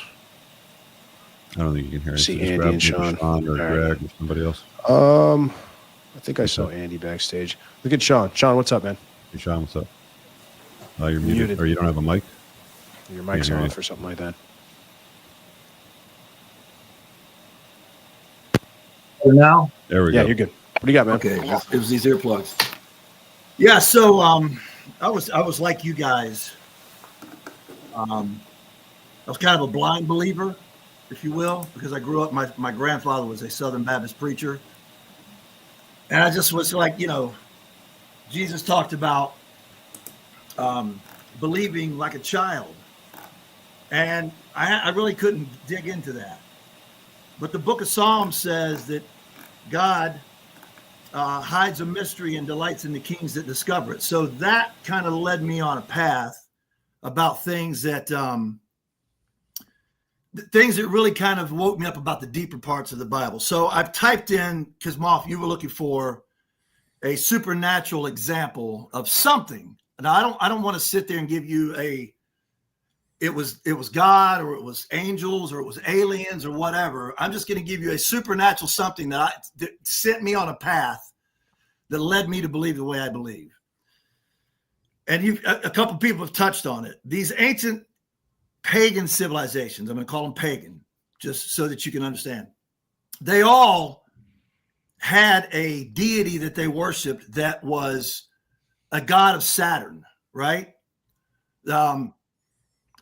The Romans called him Saturn. The Greeks called him Cronus. The Canaanites called him Remphan, which is mentioned in the book of Acts 7:43. You're worshiping the star of Remphan. Now, if you look up the hexagram symbol, which is popularly called the Star of David today, every ancient civilization had it. There's a Hindu hexagram. There's an Egyptian hexagram, on and on and on. So if there was a god of Saturn, what did it have to do with that hexagram? So if you look at Genesis 6, it says the fallen sons of God, these fallen angels came down, right? The American Indians called them the Star People. The Mesopotamians called them the Hagibarim and the Anunnaki. Something off world came down is what they're claiming, right? And if you read the book of Enoch, it says that these fallen angels taught mankind about space. Now, it is a fact. It is an astronomical. What is it? What's the word for space I'm looking for? astronomy fact that there is a hexagram on top of Saturn, and they all worship the deity from Saturn. They all use this hexagram as a symbol that they worship. As a matter of fact, that's the witchcraft term. Put a hex on somebody. That's where it comes from. So that's just an example of the. What about that? What about any of that is supernatural? I'm confused. How did ancient civilizations going back 8,000 to 10,000 years ago know that there was a hexagram on top of Saturn? That's not the question. I asked you to provide a supernatural example, and now you're asking me a question. I'm asking you to provide evidence of something supernatural. And you quoting the Bible and you saying the Bible says this. I don't care what the Bible says. Why should I? Yeah, I'm telling you what all of these ancient civilizations have. I mean, I threw in the Mesopotamian. But it doesn't matter. If 99.9% of people believe something, it doesn't make it true, Sean. That's not evidence of something natural. It's not evidence of something supernatural. The fact that people worshiped something or you read a story in the Bible, that's not evidence. No, that's not what I'm pointing to. What I'm pointing to is how did they know 8,000 to 10,000 years ago that there was actually a hexagram on top of Saturn? You're talking about you don't a hexagram on top of Saturn. That's correct. On the North Pole of Saturn, you can. It was. How do you know there's a hexagram on the North Pole of Saturn? Because in 1981, we sent up the Space Shuttle Columbia, and they actually discovered and said, yeah, there is a hexagram on top of Saturn. You can look it up. They didn't even. Right now. Yeah. What do you mean a hex? Are you talking about like a constellation or what exactly? No, it's called the hexagram storm on the North Pole of Saturn. And the eye of the storm, everybody knows a hurricane has an eye. That eye. But Sean, all of that occurs in nature, which means it's inherently not supernatural. It is of the natural world. So how is that supernatural? That's what occurs in nature. My point is there's no hexagram on the North Pole of Saturn. But regardless, even if there is. Yeah, my point is, Moff, how did they know 8,000 to 10,000 years ago if something, I just said, you call it whatever you want, angels, aliens, whatever. But how did they know 8,000 to 10,000 years ago that there was a hexagram on top of Saturn? You're just taking something coincidental. You're taking an extraordinary claim and you're just assigning God to it without any evidence. You're just calling it supernatural. No, I'm not. Because you're only no. Hold on. Your answer is, well, if it's not supernatural, then you explain it, Moff. That's not providing evidence for your argument. That's not what I'm saying. All you've said when I asked you to provide evidence, you've said, well, how did they not? How did they know? I don't know. That doesn't mean that's evidence of it. I don't know how they know or if that's even true. I'm not even granting you that what you're saying is true. But even if I did, for the sake of this argument, nothing of what you said proves that that's a supernatural event. Sure it is. How? Because Jack just said moments ago, these ancient civilizations didn't know much about, but they knew about you guys just found out that there's a hexagram on top of Saturn. Well, I'm not even granting you that that's true or correct. But even if I am, there's a shaped cloud on the North Pole of Saturn, but that's just because the whole thing's rotating. It's not I did grant you that. Right. So there's no connection between these ancient civilizations worshiping a god of Saturn and having a symbol that is a hexagram. There's no connection. There very well may be, but you're just inserting it as God without any evidence. Hold on a second. Sean, to be fair, I did not say it was God. I said you can call it whatever you want. What evidence existed 10,000 years ago that there's a hexagram on the North Pole of Saturn? Sorry, I'm sorry. Say clarity on that. Say again. I'm sorry, Rich. I couldn't hear you. What evidence existed 10,000 years ago that they discovered a hexagon on the North Pole of Saturn? Which isn't there right now, by the way. It is there right now. No, it's not. You're telling me that the hexagram on top of the North Pole of Saturn is not there? As in the Star of David. Yes, it's in the shape of what they call a cube. You're saying it's a six-sided storm. Okay, so let's just and you're just attributing it by saying it's now the Star of David. What evidence the geometric symbol of 10,000 years hexagram ago is a that they cube. discovered this storm on the North Pole of Saturn?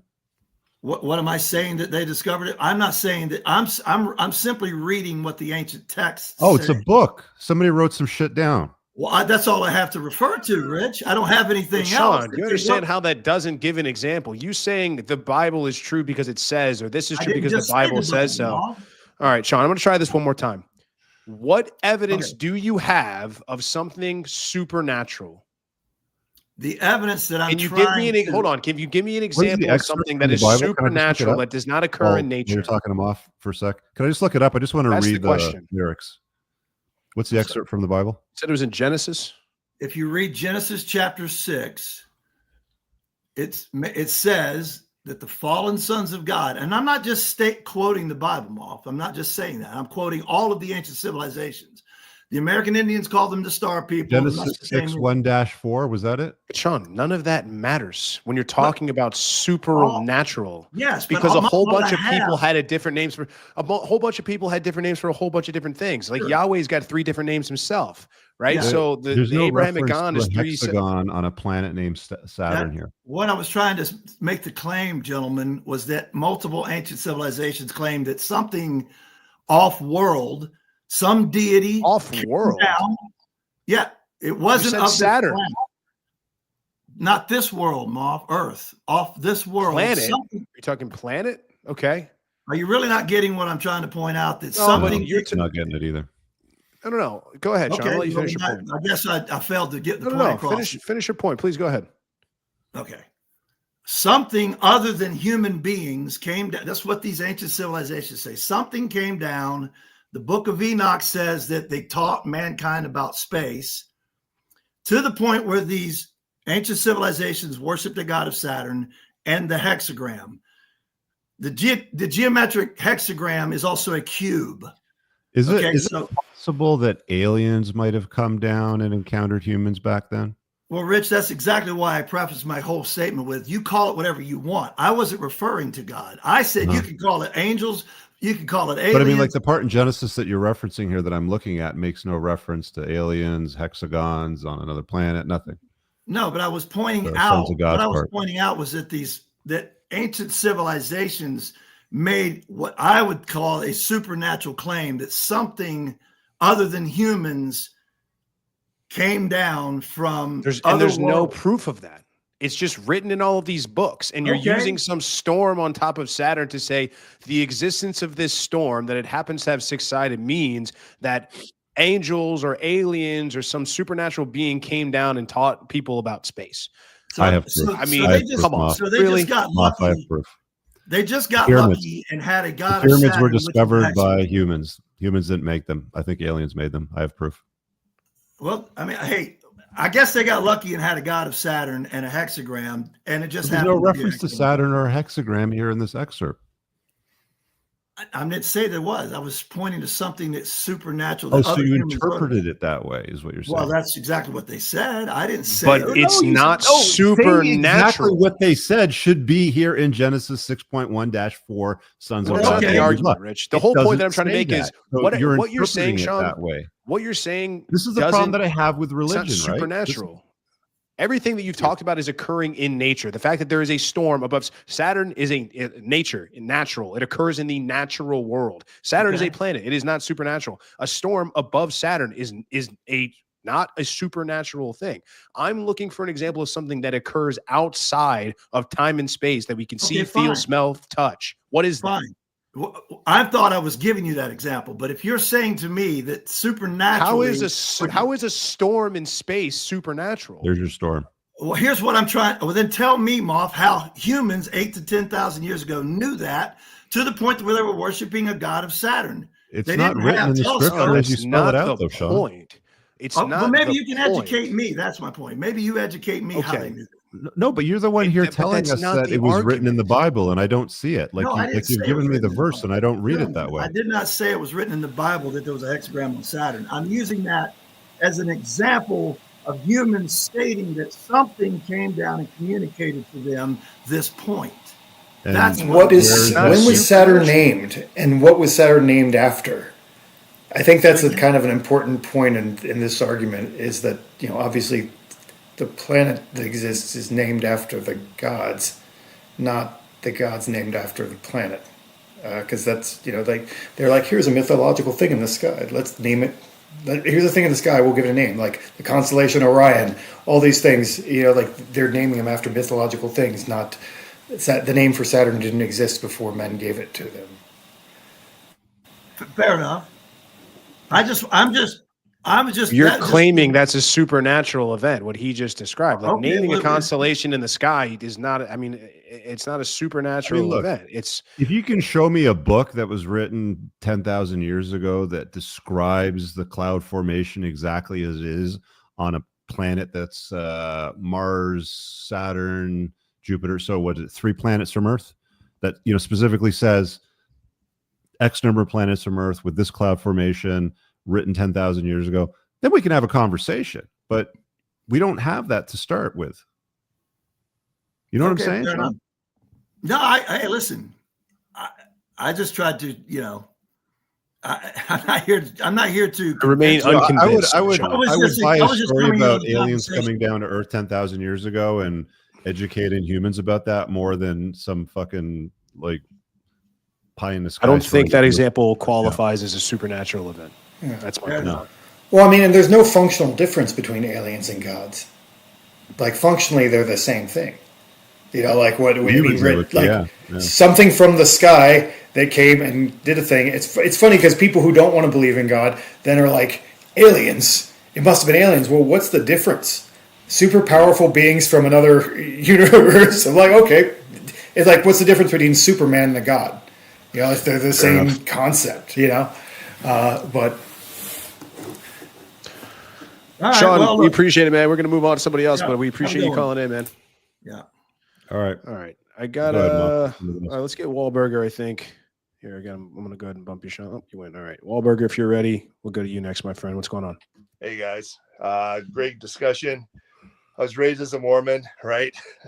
So an interesting one of the ones that really gets skewered once in a while. I actually had a couple of JHs or Jehovah's Witnesses come by my place over the weekend to talk and invite me to an event, and had a good conversation with them. And I think that's the main thing is like Rich said, there's so many different denominations, but to have that unity to be able to converse with each other is what's key. And the big problem that I have with any religion, including Mormonism or any other, is the ones that say we are the one true religion. Because once you get down to it, you go so far in the discussion. And if you're going to just die on that, well, that's what ends up happening is people end up dying. So they're willing to fight over the fact that their religion is the true one. And that absolutely happens in reality. We see it all over the world where people will have that discussion to our way is the right way. And if you don't allow for that difference, then you're going to have some problems. you know how I know that you're Mormon? Or that you're raised Mormon? How's that? You let the Jehovah's Witness in. Well, I took them outside. They were in the house. Well, to be honest, Mormons are my favorite Christians. Just functionally, they're the nicest people. I lived in Utah for a while, right. And as far as like friends who are Christians, they've been the most loyal friends out of all of them. So I say that like in kindness, but it was funny because you know, Mormons will offer to like, hey, you're moving. Can I help you move your furniture? You know, like that's a thing, right? Yeah, but no, I just thought that was funny. Well, no, you're absolutely correct, and that's one of the benefits of religion too. If it can bring people together with very different skills and make them work in a particular way to benefit society, that's great. One of the things that happened with Hurricane Katrina, the first people that were on site far before the government were the Mormons. They are able to activate themselves so quickly and know each other's skills that they're able to do some things that are extremely beneficial. Now, that's not saying they're not flawed, because they certainly are. I mean, we can see that, and it's with every other religion. One of one thing that I like to subscribe to is a formula that is faith minus humility equals extremism. Okay. Every religion is based on faith. So if you're a healthy person, you'll know that it can't be proven. Like God cannot be proven. It is an unknown. We do not know it. We cannot prove it. And to have belief, to have that faith, it requires that humility, right? For it to be healthy. If you're not humble enough to know that it can't be proven, then you become extremist. And that again is where we come up with these problems with violence, the massacre that the Mormons did so many years ago, people flying planes into buildings and so forth, violence. This is what occurs. So that faith minus humility equals extremism is something that we have to be constantly aware of, because if you don't check your ego in regards to your religion, it gets into an argument fast, right? Well, you got 10,000 religions that you can get in arguments on Earth if you want. Right, but Rich, I get it, right? So with that, here's a question for you: is that if there's 10,000 religions all over the world, and all of them have a component of looking towards a higher power, and they're not at all connected otherwise, is that somewhat proof of religion being valid? Or is that just part of the human condition to prove that there's something beyond everybody us? wants to belong to something. Like they want to belong to some sort of ideology, a belief, a tribe, a gang. So that's why they created all these different religions, and they all argue that theirs is the one true one, and our God's better than your God, and your, holy people will be burning in hell or burning in shit, or whatever the story happens to be, to like disparage that particular religion. But it's like, I just think that people want a tribe, and a religion's a good way to sort of like bond those people together. But I just don't buy it. Like, I just don't think that I can put weight in something up there that has more control and ability over my own destination than I do. Yeah, and you don't have to, right? And that's why I struggle with it. And every time I talk to somebody to. that's like a devout religious person, you sit down at a table at a conference and they're like, they look over at you and they go, "Hey, nice to meet you. I don't know what your relationship with God is like." And then they start getting into their story sort of thing. And Have you heard the good news? Yeah. Yeah. It's just like they want to sell you on their like tribe or their gang or whatever. And it's just like, like you do you, bro. Whatever works for you. Like, we all have our own little games, I guess. Yeah, that's not someone who's socially aware of themselves. So they're, the religion, they're not really promoting. Well, you shouldn't really promote the religion. Yeah, but they're told they should. They say it's their job to do it. They're supposed to spread the word far and wide. It is their job to proselytize, and they're supposed to bringing people to the faith is like that's what they're. Let me told table to this do. question, for you guys. Do you think that religious folks are gullible?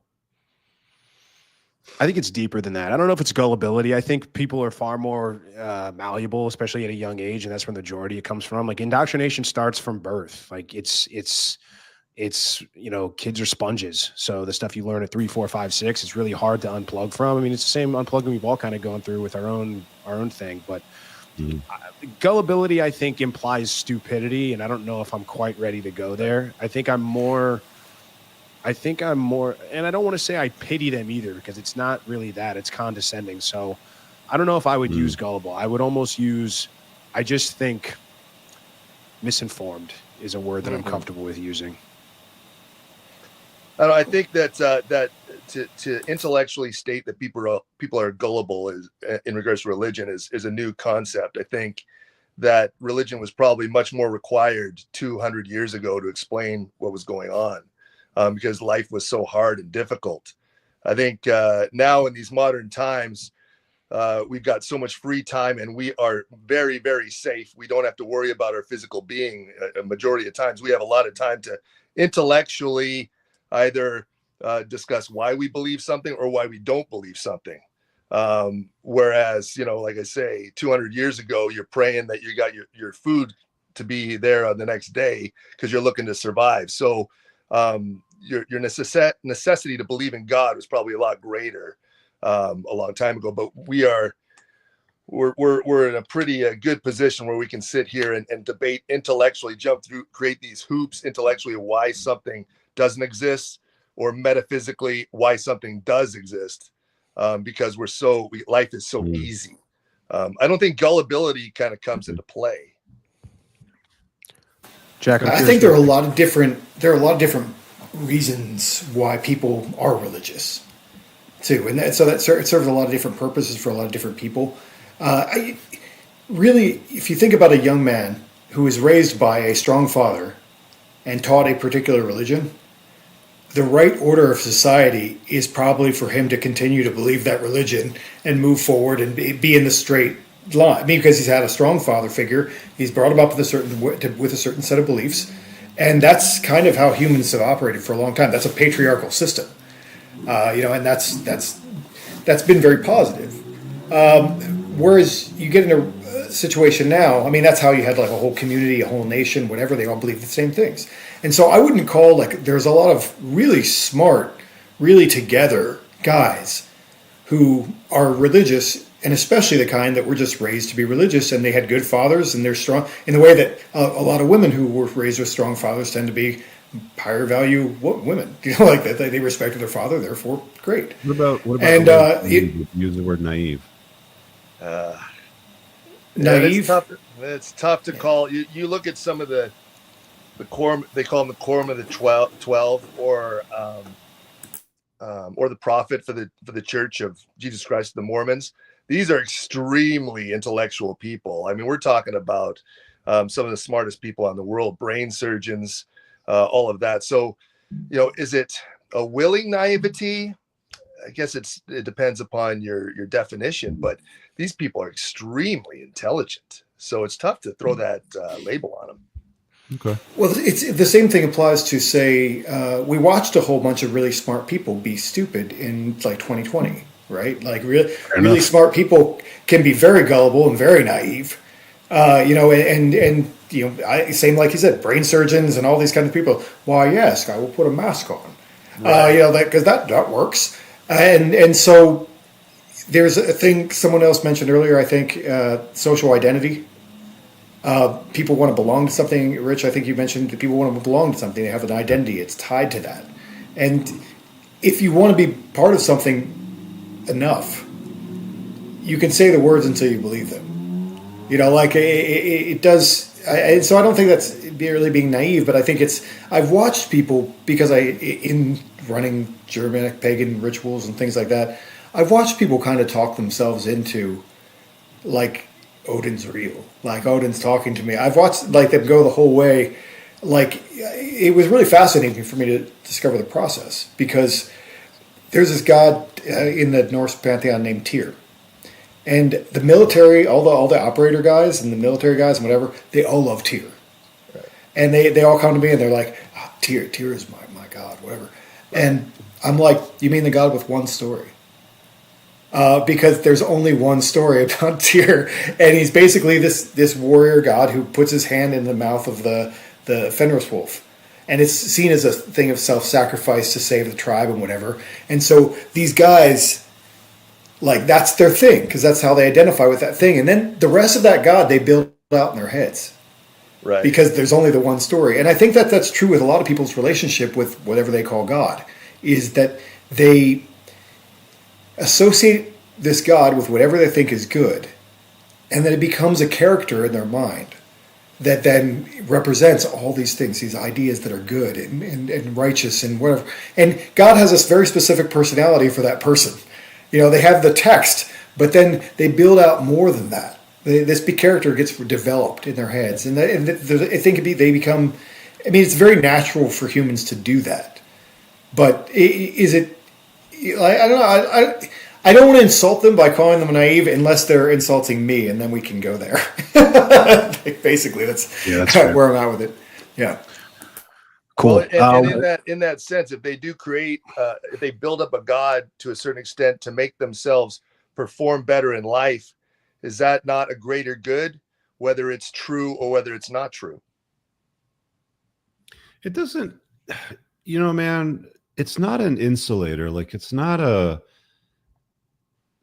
working system, if I can put it that. Like, you know, we can take you know, Tanner Guzzi. I know that Jack knows him well. You know, he was public about his divorce, and he was Mormon, devout, if I'm not mistaken. And you know, his wife bounced after 7 kids.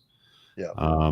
It doesn't fix all of the problems. It's got some good ideas, mostly, but they don't work because not everybody follows the rule book.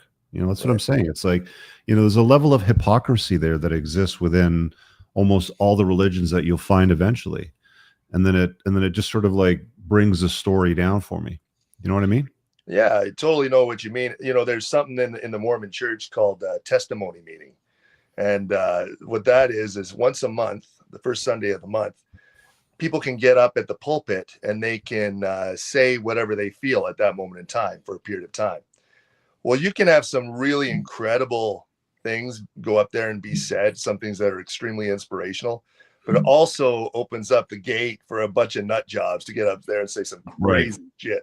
And it happens. And that's what you get a lot of too, though, is you get a lot of the nutters that are like, they just start regurgitating shit. And it's like, God exists because blah, blah, blah, blah, blah, blah. And it's like, yes, if you say it enough times over and over again, like you might believe it.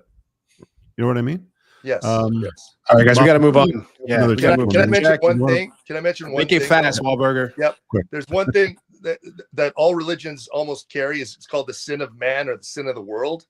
And I have a theory that the sin of man or sin of the world is that all these people not getting along as religions. I think that is the sin of the world, in that we're not working together just to work together as man, as people. And instead we're killing each other literally over religion. Yep. Okay. Right on, man.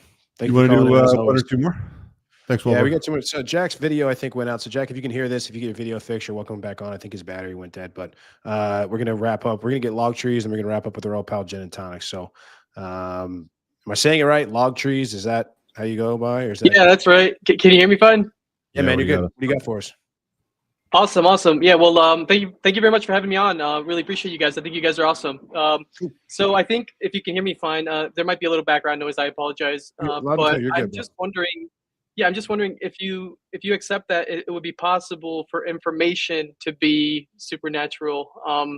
And I just want to build on something that you already talked about, Moff, when you were talking about how people approach it from a design point of view, and they say that life is improbable, that the universe is improbable, and you don't necessarily believe that proves anything. But what about going even beyond life and saying that what is the probability of information influencing the course of human history and civilization as to influence it so that it propagates through so many black swan events that would have extinguished all life until this point? Like, the probability of that information in history is so low, even atop the improbability of life. So by that information, I mean things like the Bible. Tie into religion, I'm confused. Yeah, because I consider the Bible to be an example of that type of information coming down in sequences and being built up as a canon throughout history, being interpreted gradually throughout history. It's just so interesting how it coincides with so many events in history that lead to a very interesting conclusion. Even something as simple as when Jesus was teaching people to share water in the desert. I think that's a very simple example, but I think in the context of history, even motivating like a nation state like the United States to perceive World War II in a particular way and fight for good. I'm not quite sure. Are you saying, I'm trying to get to the crux of this. Are you saying that the Bible is like a predictor of history or future, and is that what we're talking about? No, not necessarily. I'm saying that even just as an influence on human beings and their thought process, okay, it's so improbable that it has a coherent narrative. Well, it's not that improbable. Water in the desert. It's not that improbable when you have an entire worldview in a book that was spread by death and the sword, and if you don't adopt what we're saying, we will kill you. That's not improbable. I mean, the Bible. Yeah, but the Bible didn't spread on its own merits. It was spread by blood and the sword. I mean, so if the alternate, if you're given one option, which is to accept this book and live your life how I tell you, and the other option is death, most people are going to choose option A. So I mean, I don't think it's that improbable. I think what you're maybe positing here is that the Bible stands on its own as far as a source of truth, and how could it have this influence? And it didn't on its own. It has its influence because the people that are wielding swords and that are pushing it threatened to kill people if they didn't believe and adopt that religion. Well, what about the other example where, like, many times the Christians would be in the Roman Empire, for example, they would just be fed to the lions or, treated as less than human in some cases, and it would still spread. The faith would still spread even under persecution. So yeah, but I think anything that, but look, like, I think there are things that if you make them sound nice enough and you make them sound friendly enough, and you say, I have this secret to life, and all you have to do is say, I accept Jesus Christ, and therefore, and this is where it also gets lost. Well, but it also gets lost because some people say, well, all you need is faith. And there's some people that say faith without works is dead. I mean, there's already contradictions on what actually will get you salvation. So, but it's complicated for sure. but that's the problem, and that's the crux of the issue, where it's, why is it so complicated? If God's primary message and his primary goal is to save people and bring them to salvation and get them to do what he wants them to do, or if it's all predetermined, I mean, we don't have to go down that rabbit hole. But if that's why make it so complicated and convoluted? If he's trying to get his message across, and if he was all knowing, he'd be able to get his message across with no confusion, no need for allegory, no need for metaphorical versus literal interpretations. Why so complicated? I know that's kind of a red herring, but well, he summarized it simply. He said, hey, the whole point is love each other, love your neighbor, love yourself. But that's not the summary. That's what Jesus said. Well, but that also does. I know what you're saying. Jesus also said, "Not a jot or tittle of the law shall be changed." And everybody likes to say they're all New Testament Christians, and the Old Testament. But isn't it so good that it wasn't changed though? Because there you go. Now you have the record and history of the information that I'm describing. Like, how is it? How is it's so improbable. How can there be a code, the Mosaic code? I can grant you that the spread of information and something having the staying power of 2,000 years and having, a billion people believe in it is improbable, but it does not give any evidence that what it says it's true, or that there's evidence for the God or the truth. How is that evidence? Just because a bunch of people believe something doesn't make it true. Mm-hmm. It's evidence because in the course of history, you have so many. Even if you account for all of the variations of manuscripts, you have so many manuscripts that show that the information propagated through history successfully enough that we have a coherent narrative that we can look at right now. Even the Gospels are contradicting. We don't have a coherent narrative. In the 4 Gospels are all over the place. They don't have, why are there so many contradictions even in the Gospels? The modern version of church today, it totally contradicts the original Testament. And then you have need for allegory versus metaphorical. And gays into the church, and that was prohibited before. Yeah. I'm not talking about how people follow the text. What I mean is the integrity of the text as lexical constructs. There's no integrity. Word. It's been changed. It's not even. It's been changed. It's been retranslated thousands of different languages. Things have been changed. The original texts have been lost. We don't have any original. It was originally written in Aramaic and translated to Greek, and now it's in like thousands of different languages. So, I don't think it's been. There's also different versions of the Bible. Right? Let me ask you a question. Because there's more evidence than just a book that you call it is the holy book. I have a question for Logtree. Do you think that you have more control over your life and your choices and your results, or is it your faith in God that has a greater control over all that? Oh man, that's a great question. Well, going for the hard hitting ones. Well, who's the greater power? That's what I'm asking you. I think that when you come to know God or believe in God, it gives you more control. So can you repeat the question, please, one more time? Do I believe that I have more control, or do I believe that my faith in God has more control over my life? Like, do you believe that God has more control over your destiny? Like, you'll hear a lot of people say, well, if God wills it, for example. Mm-hmm. I think that I've always done what I've wanted to do, regardless of God or not. I grew up Christian, and I've been an atheist before, and then I became Christian again. So I see it both ways. Like, I really appreciate atheism. I think I think you can be an atheist and go to heaven. I really do. But yeah, I've always done what I think. What was that? It's not what the book says. It doesn't actually say about this, technically. It does talk about like who goes into the lake of fire, but it doesn't. No, if I'm not mistaken, you have to subscribe to the religion to get the John 3:16 pass through the pearly gates. If you believe, yes, you go to heaven. If you don't believe in the same thing, then you're judged on the basis of like, are you a good person? So that's what it technically teaches. So you could be a piece of shit as long as you believe. You're not judged on all the bad stuff you did. That's kind of fucked up.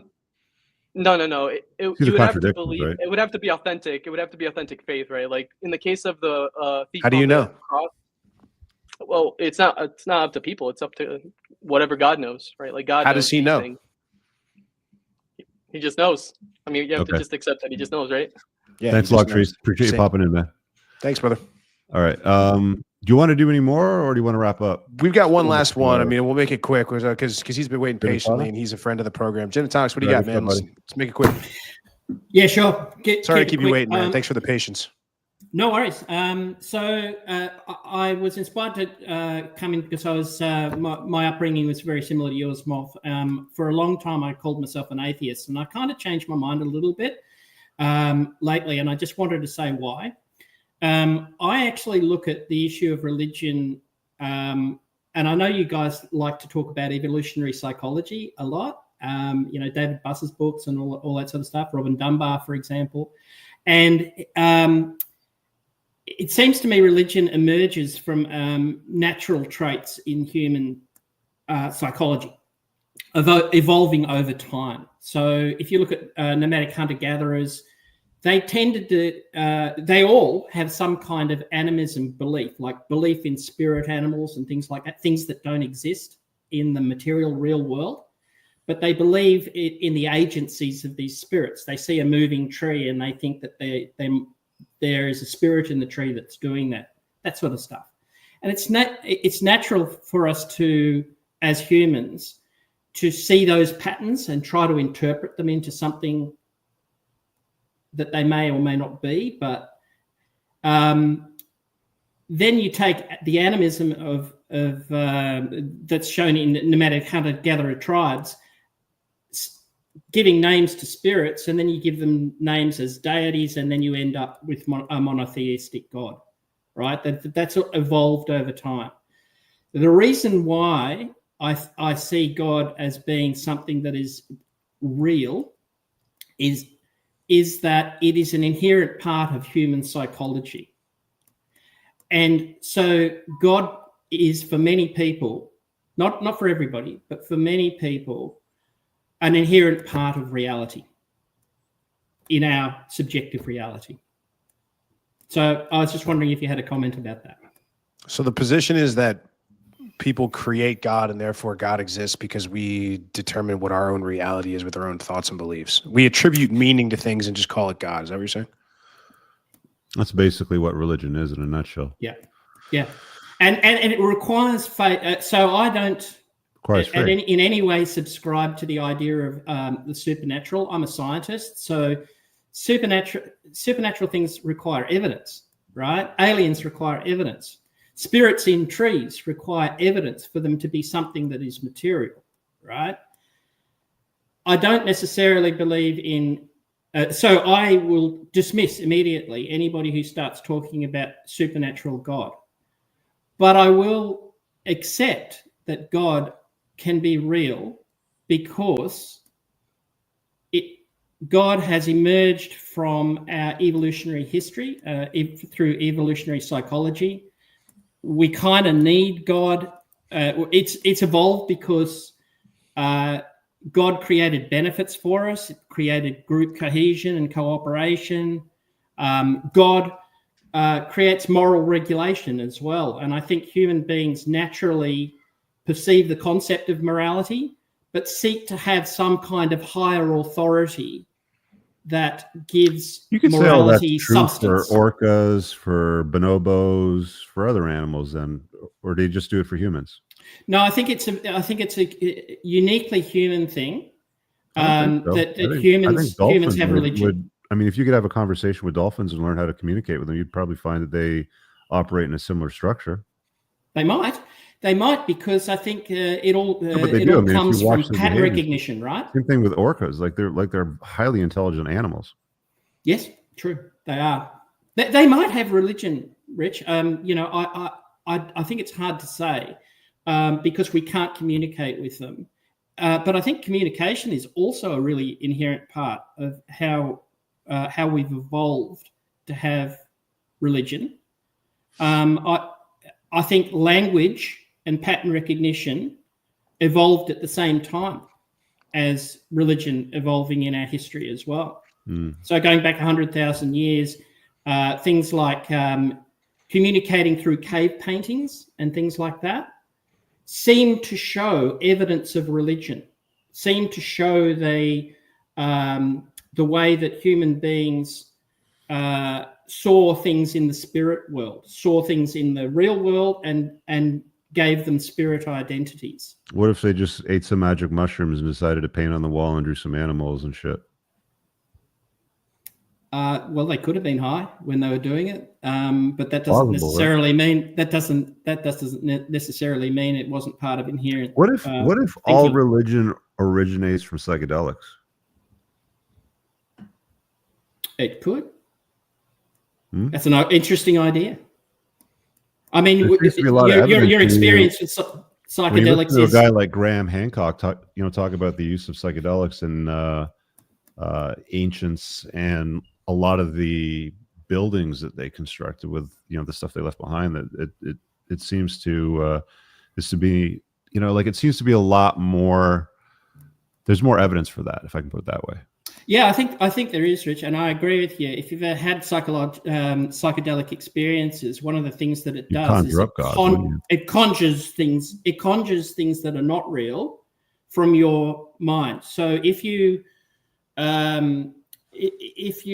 of the opinion, like I am, that we create our reality, a subjective reality, and then we take these hallucinogens and then they create these ideas, these spirit world ideas, they give them a little bit more substance, then yes, religion can emerge from what you're suggesting, hallucinogenic experiences. All right. Well, thanks for popping in, Greg. Appreciate it, man. Thanks, guys. See ya. Yeah. Thanks, bro. So I think in closing, it's 2 hours. Right on. I think in closing, I would have to say this, again, I've made some points throughout this, and some were comical, and even, behind the comedy, there's a lot of truth behind it too. I would say that if you're going to unplug from the comforting lies, I have a hard time buying religion still. I just don't. Does it serve a purpose? Is it useful? Does it create community? Does it allow people to form a tribe or a gang? But there's there's more holes in this than a block of Swiss cheese, right? It's problematic from that angle. I mean, you want to get close to a god, DMT. There's your God molecule, right? That's why they call it the God molecule. I wouldn't be surprised if something like that is the origin of all of this thousands of years ago when they wrote this. Moff, your final words, man? I remain unconvinced. I appreciate all the call-ins. This is a lot of fun. I think I think we should maybe try to start doing some more stuff like this, where we have a topic and we jam and get guys to call in. But if you guys want to jam on a topic, just throw it in the comments and say, hey, can you guys chop up this topic next week or something? But I remain unconvinced, and I understand the arguments that were presented. It's stuff I've heard before. It's stuff I've heard for 10, 15 years, ever since I came to the realization that I didn't believe in religion or faith or any of these things. And again, man, I know we didn't get through the supers, but Jerry's a cool guy and a friend, but it takes a lot of faith to be an atheist. This is what I was talking about. Religious. Well, that's the point. The condescending attitude that a lot of these guys have when you just won't believe in the stuff they believe in, and the constant misrepresentation of the actual argument and the position you hold. I can tell everybody, I told everybody at the beginning of the show, the actual position of what I hold, and the people are still going to straw man it, or they're going to call it something different. So it's no different than arguing with people online that I say, hey man, I think women are this. And they're like, wow, so you hate broads or you hate women or you're misogynist. It's like, yeah, if you guys need that, then fine. I'm a misogynist. Fine. Go ahead. So anyway, I'd more than happy to do another topic like this in some point in the future. But again, like I said before, I remain unconvinced. And shout out to Jack Donovan, man. It was cool having him on a live show. So with that said, I think we can go ahead and wrap it up.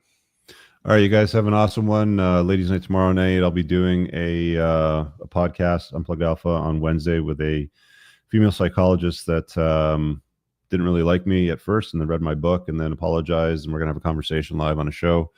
So tune in for all that. And again, if you guys want to hear us chop up something, do you prefer this format over what we were doing before? If you do, let us know in the comments and what you'd like us to chop up in a future show. So you guys have a good night. All right, guys, if you enjoyed that podcast, make sure you visit my website at richcooper.ca to learn more about my courses, my book, The Unplugged Alpha, community, or booking me for private coaching. Also, if you are a Canadian with $15,000 or more of credit card debt and what you are doing right now isn't paying off the balances, then visit totaldebtfreedom.ca and hit get a free quote to see if you qualify to settle your credit card debt for less than you owe today over the next 48 months. Make sure you check out the top pinned comment on YouTube for all the links mentioned during the show. Peace.